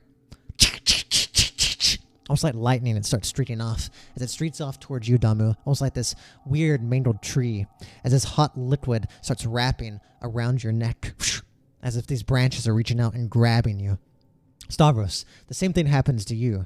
As it reaches around, it kind of recapsulates the one you're on. Except yours seems to more bubble around your already made collar. As you slowly start feeling yourself being lifted off, as it's choking you, Damu. As you're having a hard time breathing, as your body is lifted off the ground, being held by this boiling water. You feel this intense magical energy, almost as if it's trying to rip out your magical veins. You as well, Stavros, do the same, as you now have the ability to cast magic. Suddenly, you see each of these statues, they each hold a staff, and this red light forms in it. And the red light shoots out a laser beam that shoots into the center of this pool of liquid. And slowly you see almost the same thing that happens when a volcano reaches water. The liquid starts hardening. As it hardens slowly, it hardens towards you, and it surrounds you as it wedges away, and it makes this metal ring around your neck. Stavros, yours does not do that. It's almost, once it gets to a certain point, it stops, and the water just starts absorbing into your collar. As you're lowered back to the ground. Very quickly, Spark runs up to you. Okay. This will just be just a few moments. You might feel a little prick at the back of your neck. But you'll be okay. Question though, what's your favorite fruit? My favorite fruit? Yes. Partially the apple. You see as she starts typing it into her thing. Okay. I don't know if they said what this is, but if your mind gets probed for information, or if you willingly tell it to anyone, besides those authorized, you will, well, it's better you don't know exactly what happens, but you won't live anymore. Alright. As then she wants over to you, Stavros, you know what's going to happen. As you see her winding up, you see as she winds up. She pulls out this little weird metal bat from behind her, Damu, and you see her kind of with eyes when you're like letting your peripheral. Suddenly, she brings this bat up, like it looks like she's about to hit you in the head, and you see these flames come out the bottom of her shoulders as it's propelled like a rocket, and it shatters this metal part in front of you, leaving this really rutted collar, which you see around the neck of Stavros. You didn't know what it was, but now you realize what it is, as it is thrown to you and you fall to the ground. Are you okay?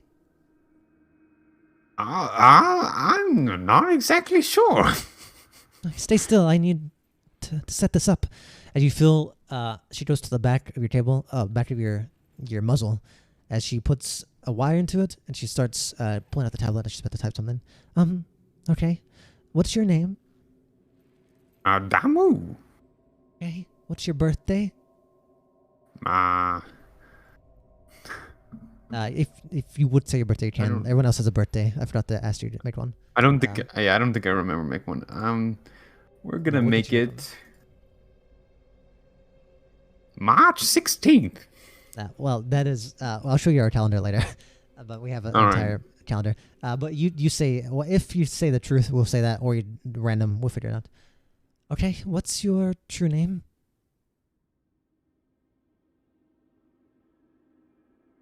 Jack.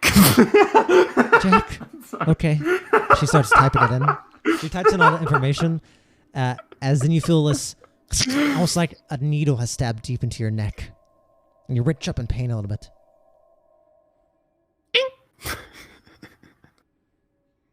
Okay, you guys are all done. Please don't touch the water like your friend did. That was very dangerous. All right. Am I a slave now? What? No. Don't call me master, please. I will not do that. Okay. Okay, good. Unless you want me to. I got stuff to do. You see, she starts nervously and frantically running off to the other side as she goes back to clean up. All right, you guys are set up. All right. Good luck with them, Damu. Wait, are you leaving me? No, I'm leading you back, and Oh, okay. then I have something to prepare for. All right. All right. So you are slowly getting used to not having a left eye. It doesn't hurt at all. It was like it was cleanly scooped out with a spoon or something. Yeah. That still sounds painful. It's supposed to be Sounds gruesome. awful. I mean, it's supposed to be gruesome, because that's what your punishment was. It's supposed to be nasty and awful. Also, this guy said Imagine the Jack. noise it would make. That will be an issue for you, but that, you're missing your left eye. Right. So that is definitely hindering you. But yeah, you make it up pretty easily. You guys can talk or whatever. But once you guys get back, more or less, if you guys have anything you want to say, I'll let you know as DM. Say it now. This will be your last time talking to each other. And you guys would realize that. Okay. Yeah. I'll give you 10 seconds to decide. We didn't really do anything. Okay. As you good luck, guys, pal. You too. I hit him in the knee with my stick very lightly because I'm very short. Like a tap. you guys slowly get to the double doors. You see a multitude standing there. Took you long enough. You both reek of humans. We're glad when the two of you are sent off. We're damned if I come babysitting you. That's the sweat of battle.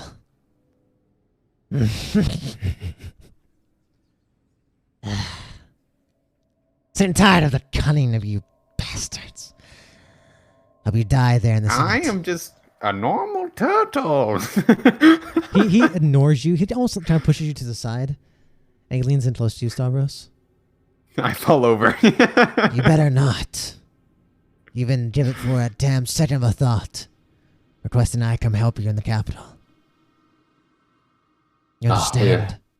We were just starting to bond, Multitude. I thought you'd be a good pick. You want to die, don't you? Death comes to us all someday. How depressing.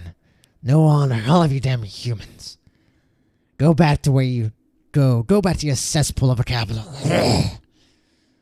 Don't come back. As he kind of pushes you again, and he walks down the stairs as he's leaving. He's obviously waiting there for you. Behind those doors, though, you'll meet Kronos again. Assuming you push him open. Right. Yeah. Huh? You guys go in, and I want to switch scenes. You go in. I see it is done. Are you ready, Stavros? Mm-hmm. Great. He points behind you. You're going that way. Back down the stairs to Fritzy. All right. You'll be debriefed. Leave your message for Francis with her. Will do. At that point, assuming you don't linger around, you leave. And, well, I won't keep any longer, Shmeem. Okay. I appreciate you showing up. Yes, me. No problem. Goodbye. Have fun. Bye, thank you. Yes. Have a nice It was day. very poggers. As you watch Stavros walk away and the door shut, Dama, you realize you don't really know what's happened. You have just experienced a lot of stuff, and you're pretty sure this is probably who Noreen was talking about. The powerful man in the mountain. I wonder And he why she doesn't- thought this was a good idea.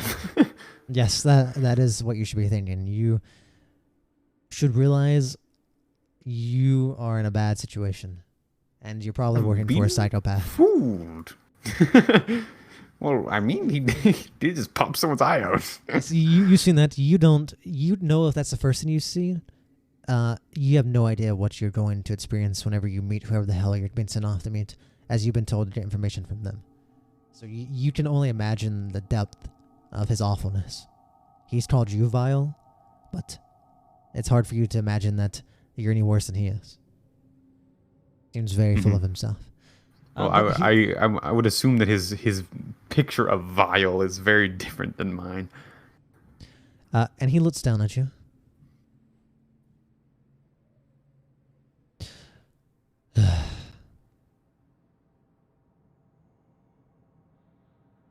Suggest you not trust the things you think. The things you think you know may all be lies. I'm still in the one where I got muzzled. Is that where I'm supposed to be? I don't know. I just didn't switch the thing. Okay. Be very brief. Okay. Gotcha. All right. All I really have is what I can remember and think, but I'll try to not trust it. He looks at you. The ones you go see, and the one you just saw, they all have the protection of the dead. For that reason, I can't kill them. However, you have no such thing. All right. No whoopsie daisies for me. It's your life. Do as you wish. Uh-huh. Just don't cry whenever your eyes come out.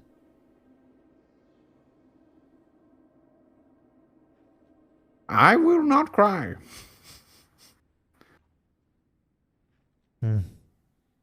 He kind of looks at you. Looks like he's about to say something, but you realize he kind of holds it in as if he thinks it's beneath him. As he turns, and he walks up some stairs and goes into another room. And out from the room comes a skeleton dressed in very nice clothing. He has a top hat, he has a tuxedo and a suit, and he walks down the stairs with a cane, and he has this weird facial hair. He looks at you. Oh, hey there! Hi! Hey. You ready? Drink this potion. All right. I suppose I drink the potion. Please do me. Oh god, I don't even know why I came up with this. Please give me one moment. Oh no. A what? Give me a moment. Okay. Roll me a. Roll me a D10,000. Alrighty. Let me find this. I probably should have said no when he gave me the potion, huh? Okay. It was like just drink it. I was like, what the? Oh, here we go. I was expecting you to say no. That's why I even mentioned it. Okay, so that's what it is. Oh, Jesus. It'll take a minute. At this point, Damu doesn't really think he has a choice in any matter in this place. Yeah. You know, and what better to do than accept a potion from a funky-looking skeleton? Suddenly, Who as you drink definitely it, was very good at being alive. suddenly, as you drink it, you didn't hesitate. He kind of looks at you. Suddenly, you see coming out the top of your head is this giant black, like plate almost. As he steps back, whoa, okay, that was not. Oh. As it starts forming, as it goes up above you, almost like this black halo, as it starts expanding. As it keeps going, it's like this flat plate. It gets as large as the room and stops. When you look up, it almost looks like the entire ceiling is just this black void. I can't believe you just drank that. You know, I like you. I thought I like I it. thought someone would kill me if I didn't. Okay, if you have any You- adverse effects to this, report it back. Well, what about the effect of having dark gloom above my head? Take it with you. As suddenly, Does it fit through the door? suddenly you feel like you're pushed, and you feel like you're falling. Just how unsteady you are on your legs. And you suddenly fall.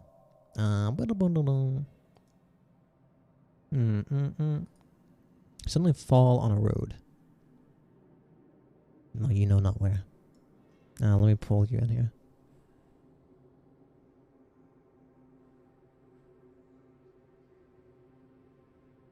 And you suddenly fall on a road, and right beside you, you see the walls of some sort of village or something.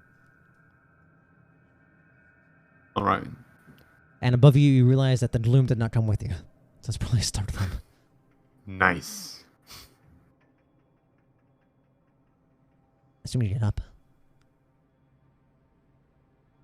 Oh, I'm still loading, yeah. Oh, yeah. I just realized. I'm at 99%. Wonder if I lost connection. Can I just refresh the page? Probably. Okay. Drink this potion. All right. I just drank it. I'm like, okay. Sounds good to me. At least you didn't get instantly. It would have been very awkward if you would have instant died. If you would have rolled that. Yeah. Yeah, well, I got a pretty good roll, luckily. Okay. Whenever you're here, let me know. Should I gotta pee? well, I'll be glad back to in like a know. minute. I do as well, actually.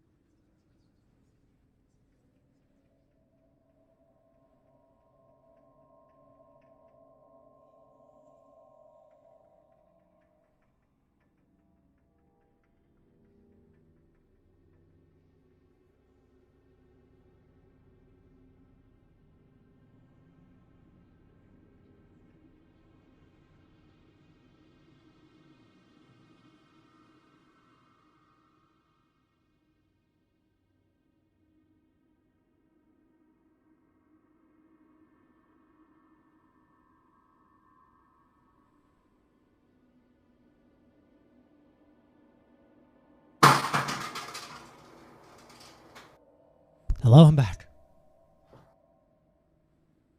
Right. We just have Oon lurking around. Okay, I'm back. Hello, okay. Have you loaded? Yes, you have. Yeah. As you land to the ground, you hear, well,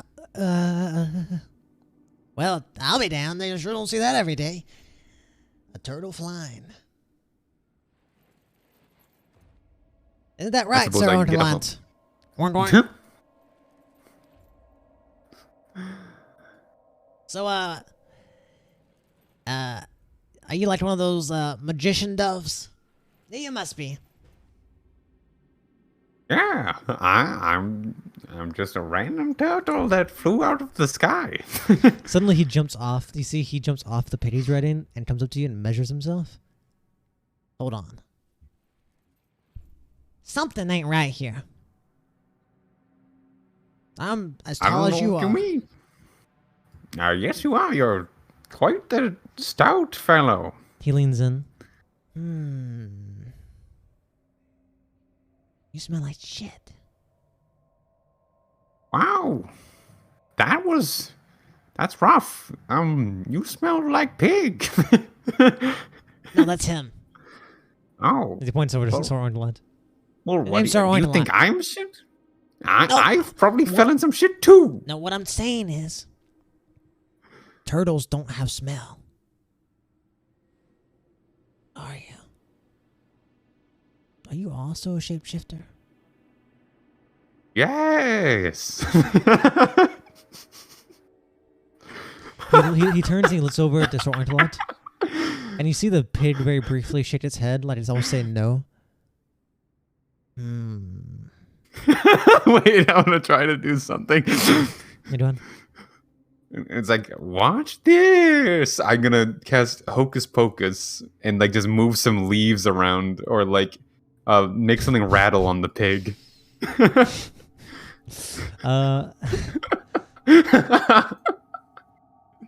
You see suddenly as he jumps up and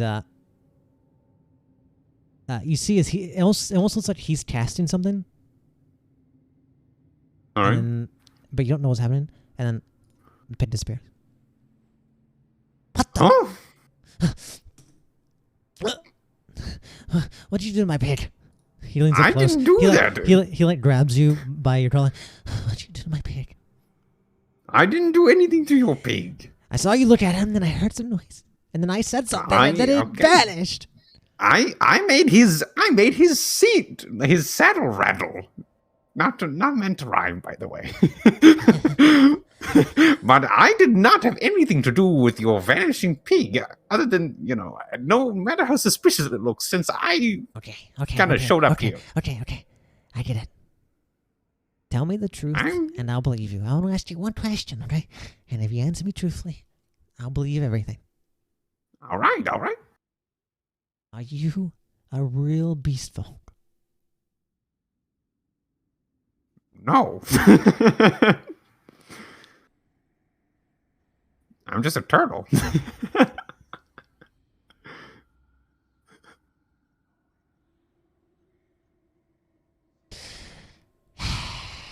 Sir Ortolant, we can't do it now. He didn't lie. Suddenly when you see that, you hear oink oink, and the pig has unvanished from behind you, and he was like crouched down like they're about to do like the trick where they like push you and you fall over them. I fall over anyway, and just like I'm just bouncing on my shell. I slowly get back up again. You're the ugliest turtle I've ever seen. Well, at least you're honest, I suppose. But usually when you meet somebody, you don't go, "You're ugly."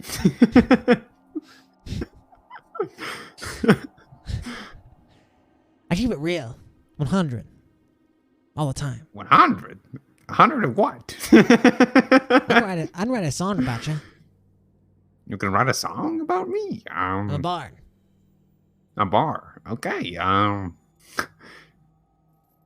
As long as it's not anything about me being ugly, we'll be good. Wink. Are you trying to tell me you're not the ugliest turtle you've ever seen? No. You are. But it still hurts my feelings. You are. I'm gonna make your pig actually disappear, and it won't be your trick this time. You better not take that back. You better I'll not make take it back Sir if you bacon. don't call me ugly. Don't call me ugly. I won't do it if you don't call me ugly. But you know you are. Yes. We're gonna pause it there. This is where we're gonna start. Saturday Okay. with this, with you guys going back and forth on if you're ugly or not. I've had so much fun doing this. I love the dialogue so much. Yes. Yeah, the combat will come with time, and then you figure out if you like your stuff or not, and we switch in and out. What would we switch if I don't like? Like my spells, I can still switch. Well, I let anyone switch stuff to like level 3, just especially you since you're super new. You'd be like, oh, this spell is like kind of useless for 101. I would want to try something else. The only thing I'm really noticing is like I don't have any healing, and I do very little damage. You may have no healing anyway because most healers are usually more specialized. Okay. Also, Yeah. you I could think probably learn the spell, and you could always change out for more damage, or you could always put something else up. I think it'll be fine because I think I'm just gonna be sitting. I'm just gonna be like, as everyone's fighting, I'll just be trying to debuff the enemies as much as possible. Yeah, then that's what your thing is. You're more of a debuffer. I would. then, I was just. It's kind of was scary because I was all alone there. Like the other two I was fighting with had no concern for me, so I was just like, "What am I supposed to do?" To be fair, you have a lot of AC. It's just that owlbear is really tough. Yeah. The owlbear would have killed you guys if Multitude wasn't there. Sure. Yeah. Also, something I realized is I have armor that I never put on. You can't wear it. Did you have your shell? I can't. No, you're always okay. you're at a natural 17 armor class, which is better than all the other wizards for the most part. Oh, okay. Also, Also, I'm going to end my my- stream real fast yeah. so I can save this. Sounds